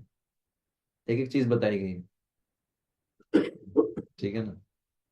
फिर आगे बताया गया, फिर योगी को चाहिए कि प्रभु की कोमोदु की गदा, भगवान की गदा का नाम क्या है, कोमोदु की गदा का ध्यान करे, जो उन्हें अत्यंत प्रिय है। योगी को भगवान में गले में पड़ी हुई सुंदर माला का ध्यान करना चाहिए, इस पर मधुर गुंजार करते हुए भौरे मंडराते हैं। यानी जो माला भगवान मंदिर में पहनते हैं ना, तुलसी की भी पहनते हैं, उसके अलावा जो आर्टिफिशियल वाली पहनाते हैं, उसको उस पर ध्यान लगाना चाहिए। भगवान की मोती की माला का भी ध्यान करना चाहिए, जो उन शुद्ध आत्माओं के सूचक है जो भगवान की सेवा में लगे हुए हैं। तो मैं अभी शॉर्ट में पढ़ रहा हूँ, टाइम कम है। तब योगियों को भगवान के कमल सदृश मुख मंडल का ध्यान करना चाहिए, जो इस जगत में उत्सुक भक्तों के लिए अनुकंपा अवश अपने विभिन्न रूप प्रकट करते हैं। उनकी नाक अत्यंत उन्नत है और उनके स्वच्छ गाल उनके मकराकृत कुंडलों के हिलने से प्रकाशमान हो रहे हैं। ऐसा बताया गया भगवान का मुख मंडल जो है वो रास लीला को वो बताता है, संबोधित करता है। इसलिए भागवतम का जो 10वां अध्याय है, भगवान का मुख मंडल बताया जाता है। इसलिए बताया जाता है डायरेक्ट मुखमंडल का दर्शन नहीं करना चाहिए। भागवत में भी डायरेक्ट रास लीला को नहीं पढ़ना चाहिए। 10वें स्कंद में 29 चैप्टर से 35 चैप्टर तक है, उनको नहीं पढ़ना चाहिए। जिसमें काम वासना बहुत ज्यादा है, उसको वो चैप्टर्स हमने आज तक नहीं पढ़े, वो चैप्टर जिसमें गोपी और भगवान का रासलीला का वर्णन है ना, क्योंकि उसमें कुछ ऐसी सी चीजें पड़ी हुई हैं, उसको लेके हम उसको गलत समझेंगे। तो इसलिए जो है बताया गया है कैसे दर्शन करना है। ठीक है ना, मैं अभी थोड़ा फास्ट पढ़ा रहा हूँ, लेकिन आपको उसको पढ़ के आना है। अगर आप नहीं पढ़ोगे बाद में छूट ही जाएगा। तब योगी को भगवान के सुंदर मुख मंडल का ध्यान करना, जो गुंगराले बालों, कमल जैसे नेत्रों तथा नाचती भौं से सुशोभित है। इनकी शोभा के आगे भौरों से घिरा कमल और तैरती हुई मछलियों की जोड़ी मात खा जाती है। तो भगवान के जो नेत्र हैं और नाचती भौं, ऐसे भौएं जो होती है, ये बहुत सुंदर है। इनकी जो मछलियां होती है बताए, वो भी इनके सामने मात खा जाते हैं। अब इसमें एक जगह वर्णन आता है, वो मैं आपको बताना चाहता था। योगी को चाहिए कि भगवान के नेत्रों की कृपा पूर्ण चितवन का ध्यान पूर्ण समर्पण के भाव से करे, क्योंकि उससे भक्तों के अत्यंत भयावह 3 प्रकार के कष्टों का समन होता है। प्रेम भरी मुस्कान से युक्त उनकी चितवन विपुल प्रसाद से पूर्ण है ना। भक्तों की सारी चिंताएं तथा कष्ट भगवान के सुंदर रूप या उनके मुस्कान भरे मुख का चिंतन करते ही दूर हो जाती है। जब भगवान का चेहरा देखते हैं ना, विग्रह का, आप कितनी भी चिंता में हो, आप जब दर्शन करोगे ना, तो आपको बहुत संतुष्टि मिलेगी। देखना चाहिए। इस प्रकार योगी को भगवान श्री हरि का उदार मुस्कान का ध्यान करना चाहिए, जो घोर शोक से उत्पन्न अश्रुओं के समुद्र को सुखाने वाली है, यानी हमारे जितने भी दुख है उनको हरने वाली है। जो उनको नमस्कार करते हैं, जो भगवान की चाप सदृश भों का भी ध्यान करना चाहिए, जो मुनियों की भलाई के लिए, अब ये इंपॉर्टेंट है, उसे भगवान की चाप सदृश भों का ध्यान करना चाहिए, जो मुनियों की भलाई के लिए, कामदेव को मोहने के लिए भगवान के अंतर्गत शक्ति से प्रकट है। यहाँ पर प्रभुपाद बताया गया है, भगवान की भौहें इतनी मोहक है कि उससे इंद्रिय आकर्षण का सौंदर्य भूल जाता है। काम का देवता मकर ध्वज कहलाता है। भगवान की मोहक मोहें भक्तों तथा मुनियों को भौतिक वासना तथा काम वासना से मोहित होने से बचाती हैं। महान आचार्य यमुनाचार्य ने कहा है कि जब से उन्होंने भगवान की मोहक लीलाएं देखी हैं, तब से उनके लिए विषयी जीवन के सारे आकर्षण हे बन गए और विषय सुख का विचार उठते ही उस पर थूक कर वे अपना मुख मोड़ लेते हैं। अतः यदि कोई काम वासना से विलग रहना चाहता है, तो भगवान की मनोहारी मोहों और मोहन मुस्कान को देखना चाहिए। जब भी आपके अंदर बहुत लष्टी विचार आ रहे हैं, कामुक विचार, तो आप जाइए और भगवान, आजकल कितनी सारी ऐप आ गई है, कृष्णा ऐप है, उसमें बहुत सुंदर सुंदर दर्शन है। या आप भगवान की सुंदर सुंदर फोटो ला सकते हैं।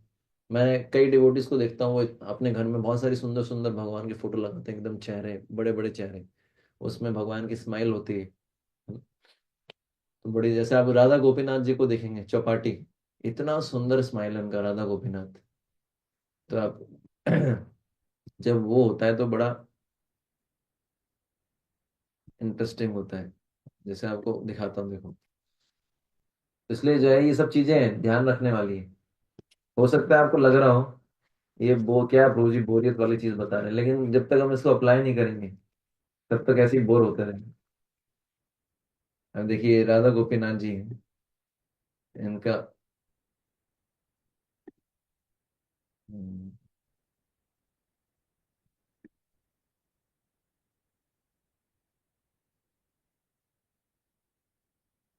बहुत ही सुंदर जो है इनका रूप है। इसमें स्पेसिफिक फोटो में देख रहा था। देखो आप।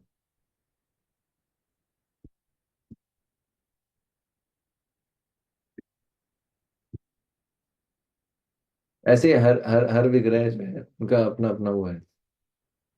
ये देखिए आप।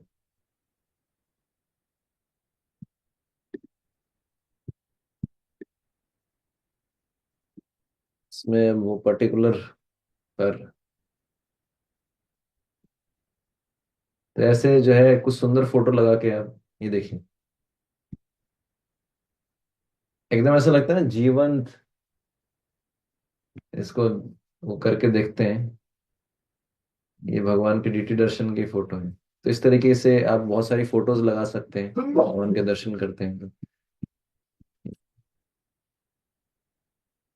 भगवान की मुस्कान देखिए कितनी, ऐसे जो है। तो जिसको काम वासना ज्यादा परेशान करती है उसको भगवान का मोहे और भगवान की मुस्कान पे ध्यान केंद्रित, बस आप बैठ जाइए भगवान का फोटो देख लेके। और जस्ट इसलिए कई डिवोटीज भगवान का फोटो देख के रख के चैंटिंग करते हैं, भगवान का दर्शन करते हैं। ठीक है। तो ये है। फिर और आगे बताया गया है, भगवान के हंसते समय उनके छोटे छोटे दांत चमेली की कलियों जैसे दिखते हैं, उनके होठों की कांति के कारण गुलाबी प्रतीत होते हैं। एक बार अपना मन उनमें स्थिर करके योगी को कुछ और देखने की कामना नहीं रहती। तो ये जो है दर्शन, ये आप अलग से पढ़ लीजिएगा। हमने ये शुरू किया था 10 थर्ड कैंटो 28 चैप्टर 33 वर्ष तक है। ठीक है। शील प्रभुपाद तात्पर्य में कहते हैं कि इस प्रकार विग्रहों पर मनन एवं ध्यान करना हमें अपने इंद्रिय तृप्ति से अनासक्त होने में मदद करता है। तो ये तरीका है। और जब भी जाते हैं तो लेफ्ट से शुरू करना चाहिए। जैसे अगर आप वृंदावन मंदिर की बात करते हैं तो सबसे पहले नित्यानंद प्रभु, पहले गुरु परंपरा है, पहले प्रभुपाद जी हैं, फिर जो है नित्यानंद प्रभु, चैतन्य महाप्रभु, बलराम जी, भगवान कृष्ण, राधा श्याम सुंदर, ऐसे स्टाइल। और हर विग्रह पे जाइए, आप देखिए कि उनको आज कौन से कलर के वस्त्र पहना रखे हैं, है ना। उनके जो है, अब कभी कभी देखते हैं भगवान कृष्ण जो है वो कभी कभी उनके हाथ में रस्सी होती है। कृष्ण बलराम जो होते हैं उनके हाथ में रस्सी होती है, कभी कभी उनके भैंसे का सींग भी होता है, कभी कभी बलराम जी के हाथ में जो है हल होता है, कभी कभी बलराम जी के हाथ में गदा होती है। ये नोट करना चाहिए, कौन सी ड्रेस पहनते हैं, तो ये सब चीजें हैं। आप करके देखेंगे तो ये जो है आपको पता लगेगा। तो जब भी दर्शन करने जाए, इनफैक्ट जो हमारा फोटो है उसमें तो एक पर्टिकुलर ड्रेस है, लेकिन उनको भी आप दर्शन करेंगे ना, वो भी बहुत आकर्षित है। तो जब दर्शन आरती करते हैं ना, गोविंदम आदि पुरुषम, उसमें भगवान के दर्शन होते हैं। तो दर्शन देखने के लिए, आपको याद है एक स्टोरी, रामानुजाचार्य के एक शिष्य थे, उनका नाम था धनुर्दास। वो बहुत महान भक्त बने।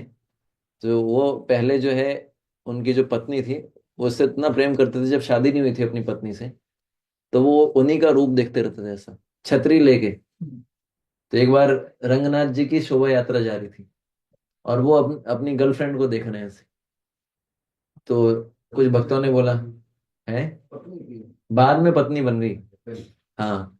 तो रंगनाथ जी की सवारी, मतलब जगन्नाथ जी की सवारी जा रहे हो, मतलब हम यहाँ से जगन्नाथ जी को लेके जा रहे हो, आपको साइड में एक व्यक्ति दिखे जो अपनी छाता लेके एक अपनी है ना ऐसे गर्लफ्रेंड को देख रहा है, आपके मन में क्या विचार आएगा?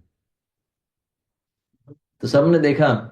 अब अभी तो हमको ये तो नॉर्मल हो गया, इसलिए हमारे मन में ऐसा नहीं आएगा, लेकिन उस समय नॉर्मल नहीं था।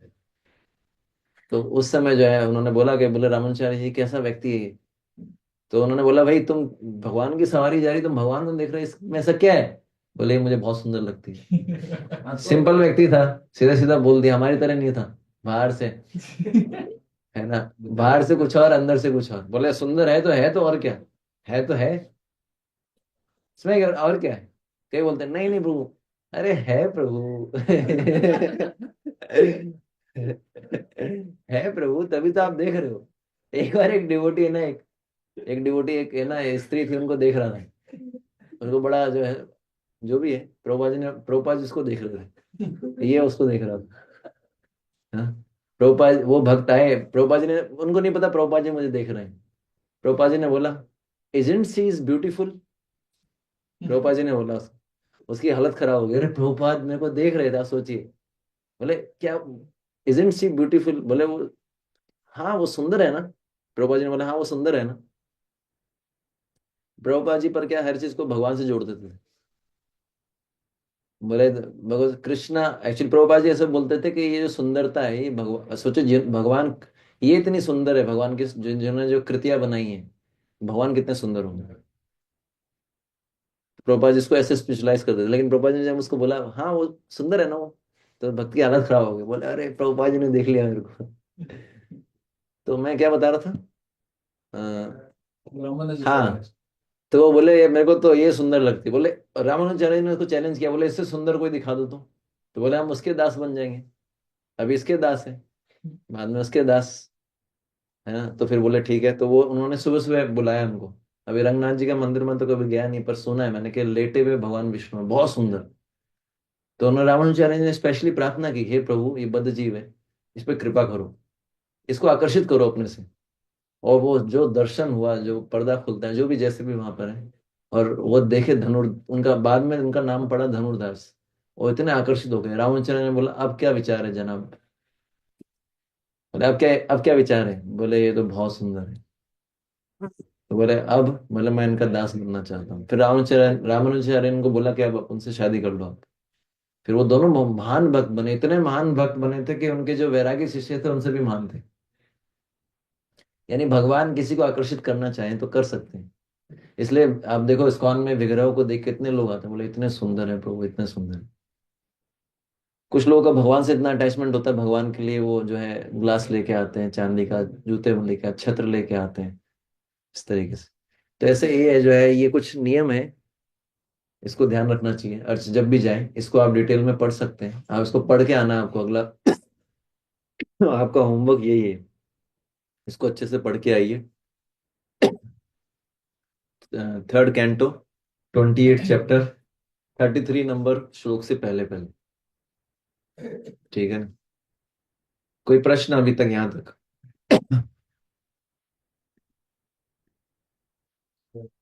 बता देते हैं ध्यान, ध्यान से देखना चाहिए। हम्म। तो श्री विग्रह को ध्यान से देखना चाहिए, आंखें बंद करके भी ध्यान से देखना चाहिए। प्रभु जी कभी ऐसा ही होता है, हाँ ज्यादा तो भगवान के सामने जाते हैं ऐसे आँख बंद कर लेते हैं। हाँ, तो आंख नहीं बंद करना चाहिए जब भगवान के सामने जाते हैं ना। आंख बंद नहीं करना चाहिए, भगवान के सामने आंख खोलना चाहिए, देखना चाहिए। आंख बंद कर लिया तो भगवान का दर्शन कैसे करेंगे? नहीं तो वो आंख बंद करते तो वो कहाँ दर्शन करते हैं? हैं? ज्यादा तो मुझे हम भी कर लेते हैं। हाँ करते ज्यादा हैं। मैं- एक करना नहीं चाहिए, पर आंख नहीं बंद करनी चाहिए, भगवान का दर्शन अच्छे से करना चाहिए।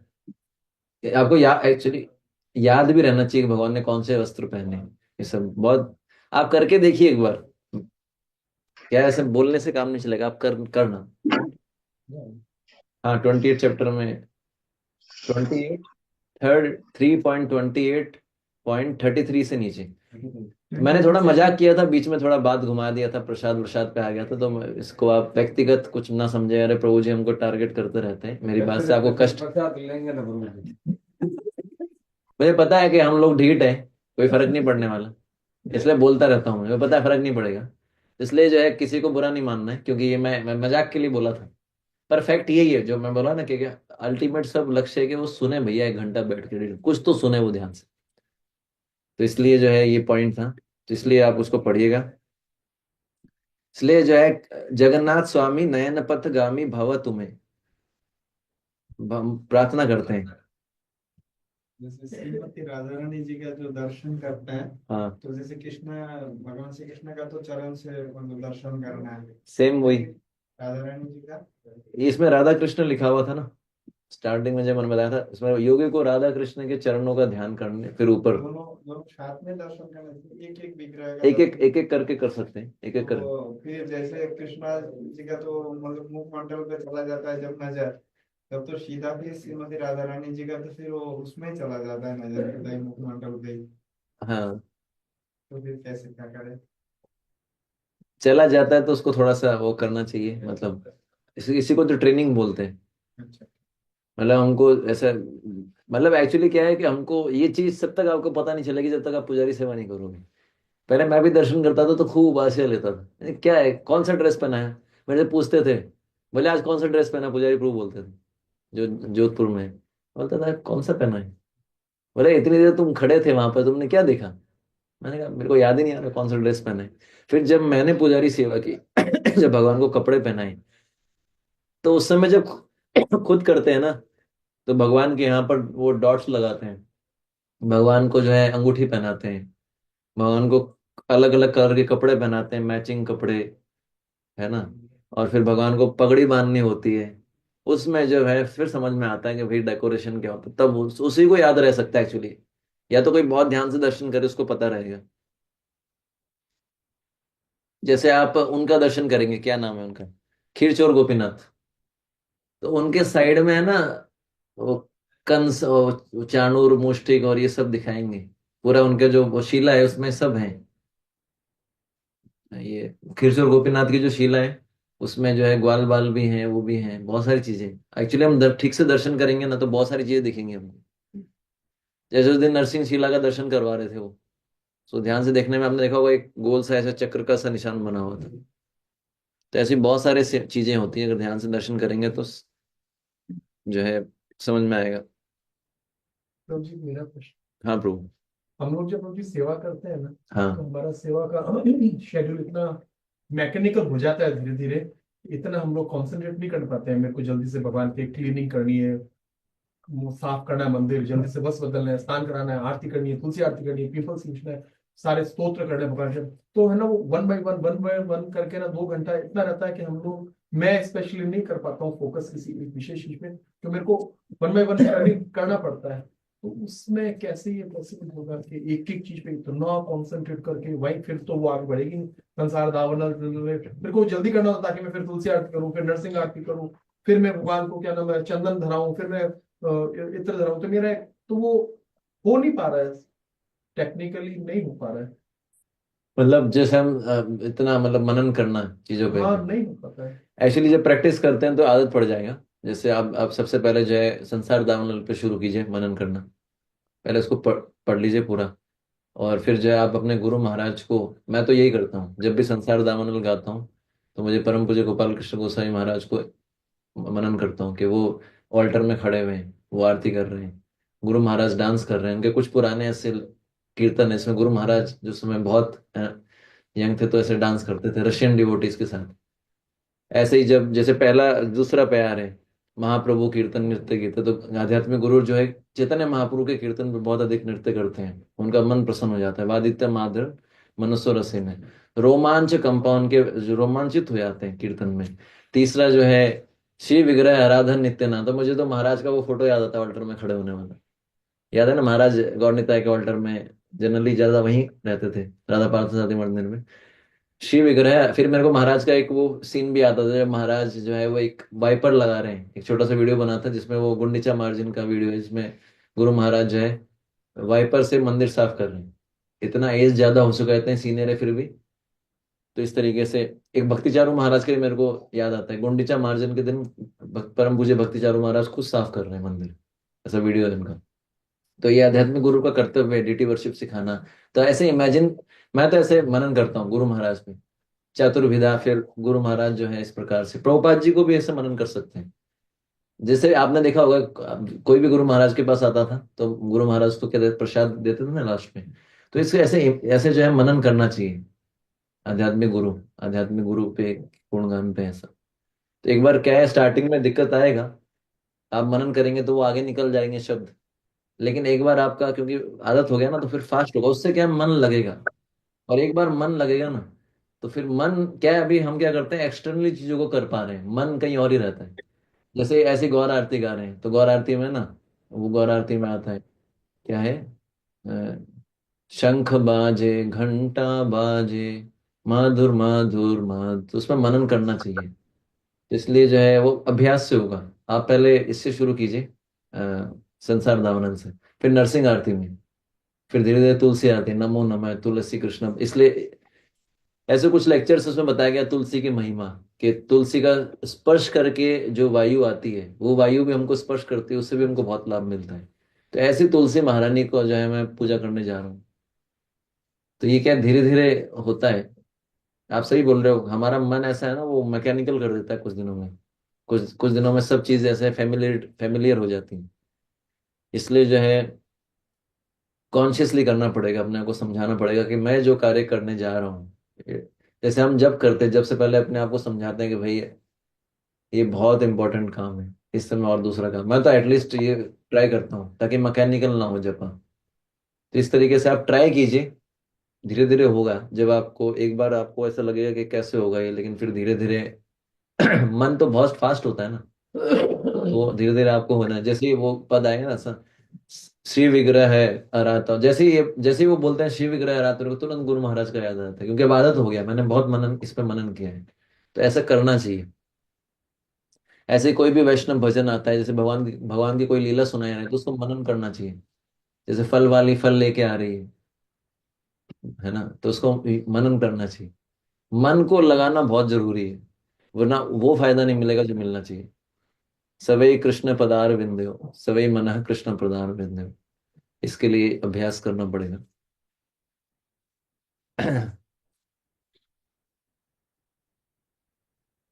तो ठीक है, तो और तो कोई, एक प्रश्न है, प्रभु जी भगवान मुझे उन भक्तों के जैसे कब आकर्षित कर लेंगे?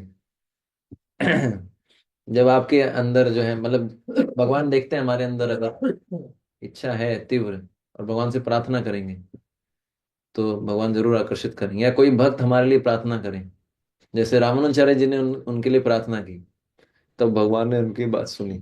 इसको बोलते हैं कृपा। कृपा का अर्थ पता है क्या होता है? कृपा का अर्थ है किसी भक्त को हमने प्रसन्न कर दिया, तो वो हृदय से बोलेगा कि "हे प्रभु ये", मतलब वो हृदय से जब खुश होता है ना, तो भगवान से प्रार्थना करता है, ये बहुत अच्छा भक्त है।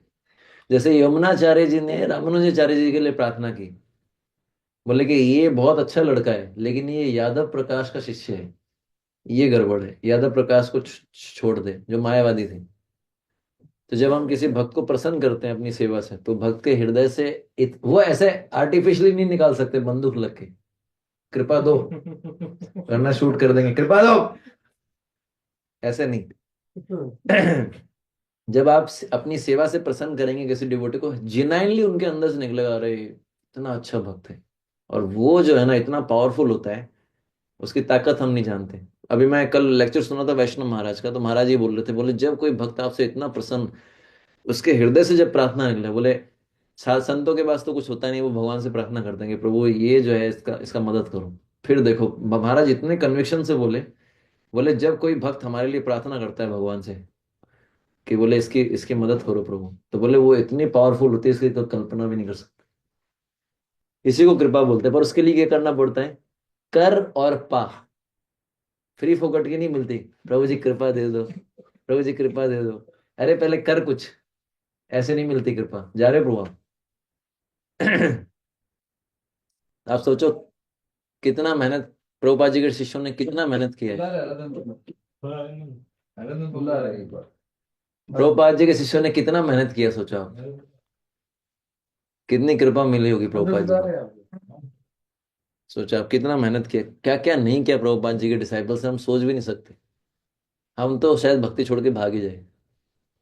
ऐसा ऐसा कभी खाने के लिए नहीं था, जुहू मंदिर का पढ़ना लीला अमृत में, ऐसा स्ट्रगल है।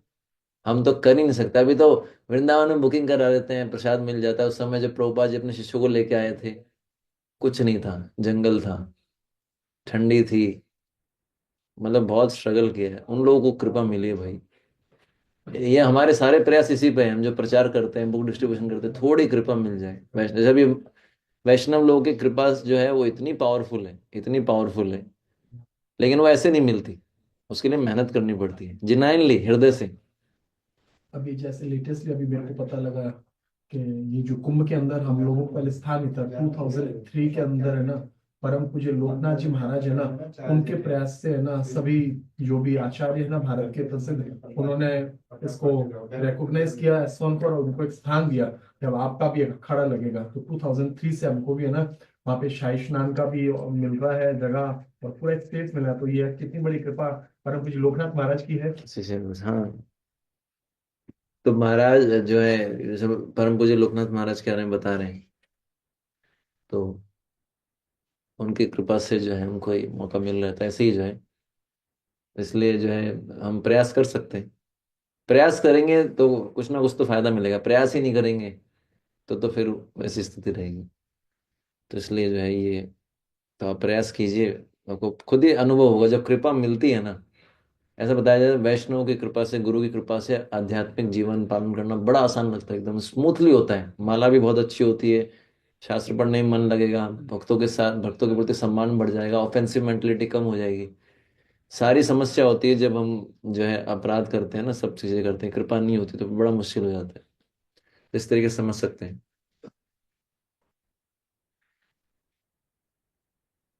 ठीक है, क्या टाइम तो काफी हो गया वैसे।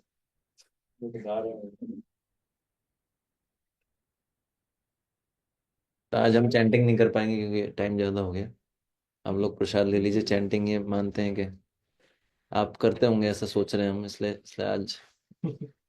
तो अगली बार से क्या रहेगा कि इस क्लास का टाइम हम 6:30 से ना नहीं रखेंगे।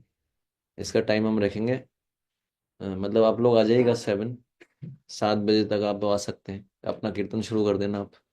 मैं आपको ज्वाइन करूंगा 7:15, 7:20, ऐसा कर है।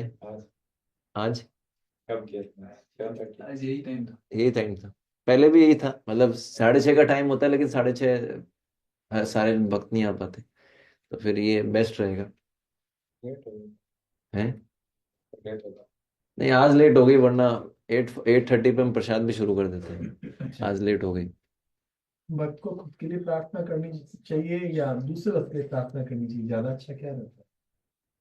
खुद के लिए भी करनी चाहिए, दूसरों के लिए भी करनी चाहिए। पहले दूसरों के लिए करनी चाहिए, अंत में अपने लिए कर सकते हैं।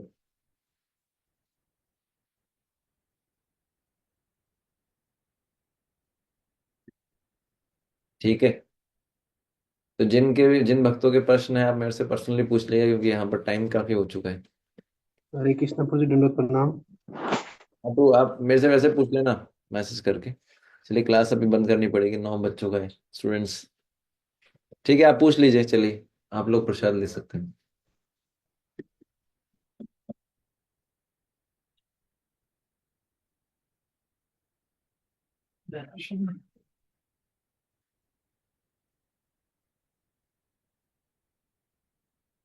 पहले तो कृपा थी मेरी लाइफ में, बट सडनली चली गई, मैं रिकॉग्नाइज नहीं कर पा रहे हैं। तो हरे कृष्ण प्रभु जी, खाली एकादशी को पूछ रहे हैं, कल है क्या? अरे हाँ, कल एकादशी है। वही पूछ रहे कल एकादशी है, बिल्कुल सटीला एकादशी है। हैं। तो एकादशी के दिन जो है ज्यादा से ज्यादा जप कर सकते हैं।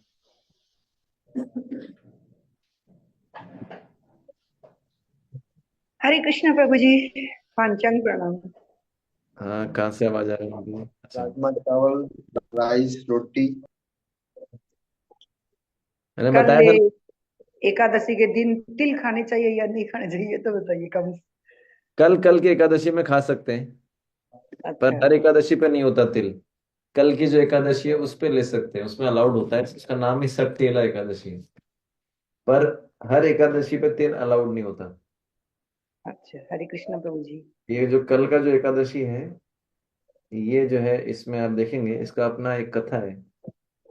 इसमें तिल वाले आइटम ले सकते हैं पर जनरली और एकादशी पे तिल नहीं लेते हैं।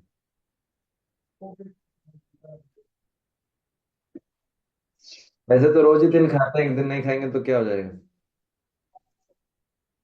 होगा तो कुछ नहीं, पता नहीं है ना। कई लोग बोलते नहीं लेते हैं तो नहीं लेंगे। ले सकते हैं, इस दिन एक दिन ले सकते हैं, अदरवाइज जनरली एकादशी पे तिल नहीं लेना होता। सबसे बेस्ट है एकादशी करने का जो तरीका है ना, अगर आप चाहते हैं कि 100% कॉन्फिडेंट रहना एकादशी सही हो तो केवल फल लीजिए, निर्जल कर सकते हैं, नहीं तो जल नहीं तो फल। हम्म, ठीक है। हरे कृष्ण। हरे कृष्ण। वांछा कल्पतरुभ्यश्च कृपया सिंधुभ्यश्च पतितानां पावनेभ्यश्च।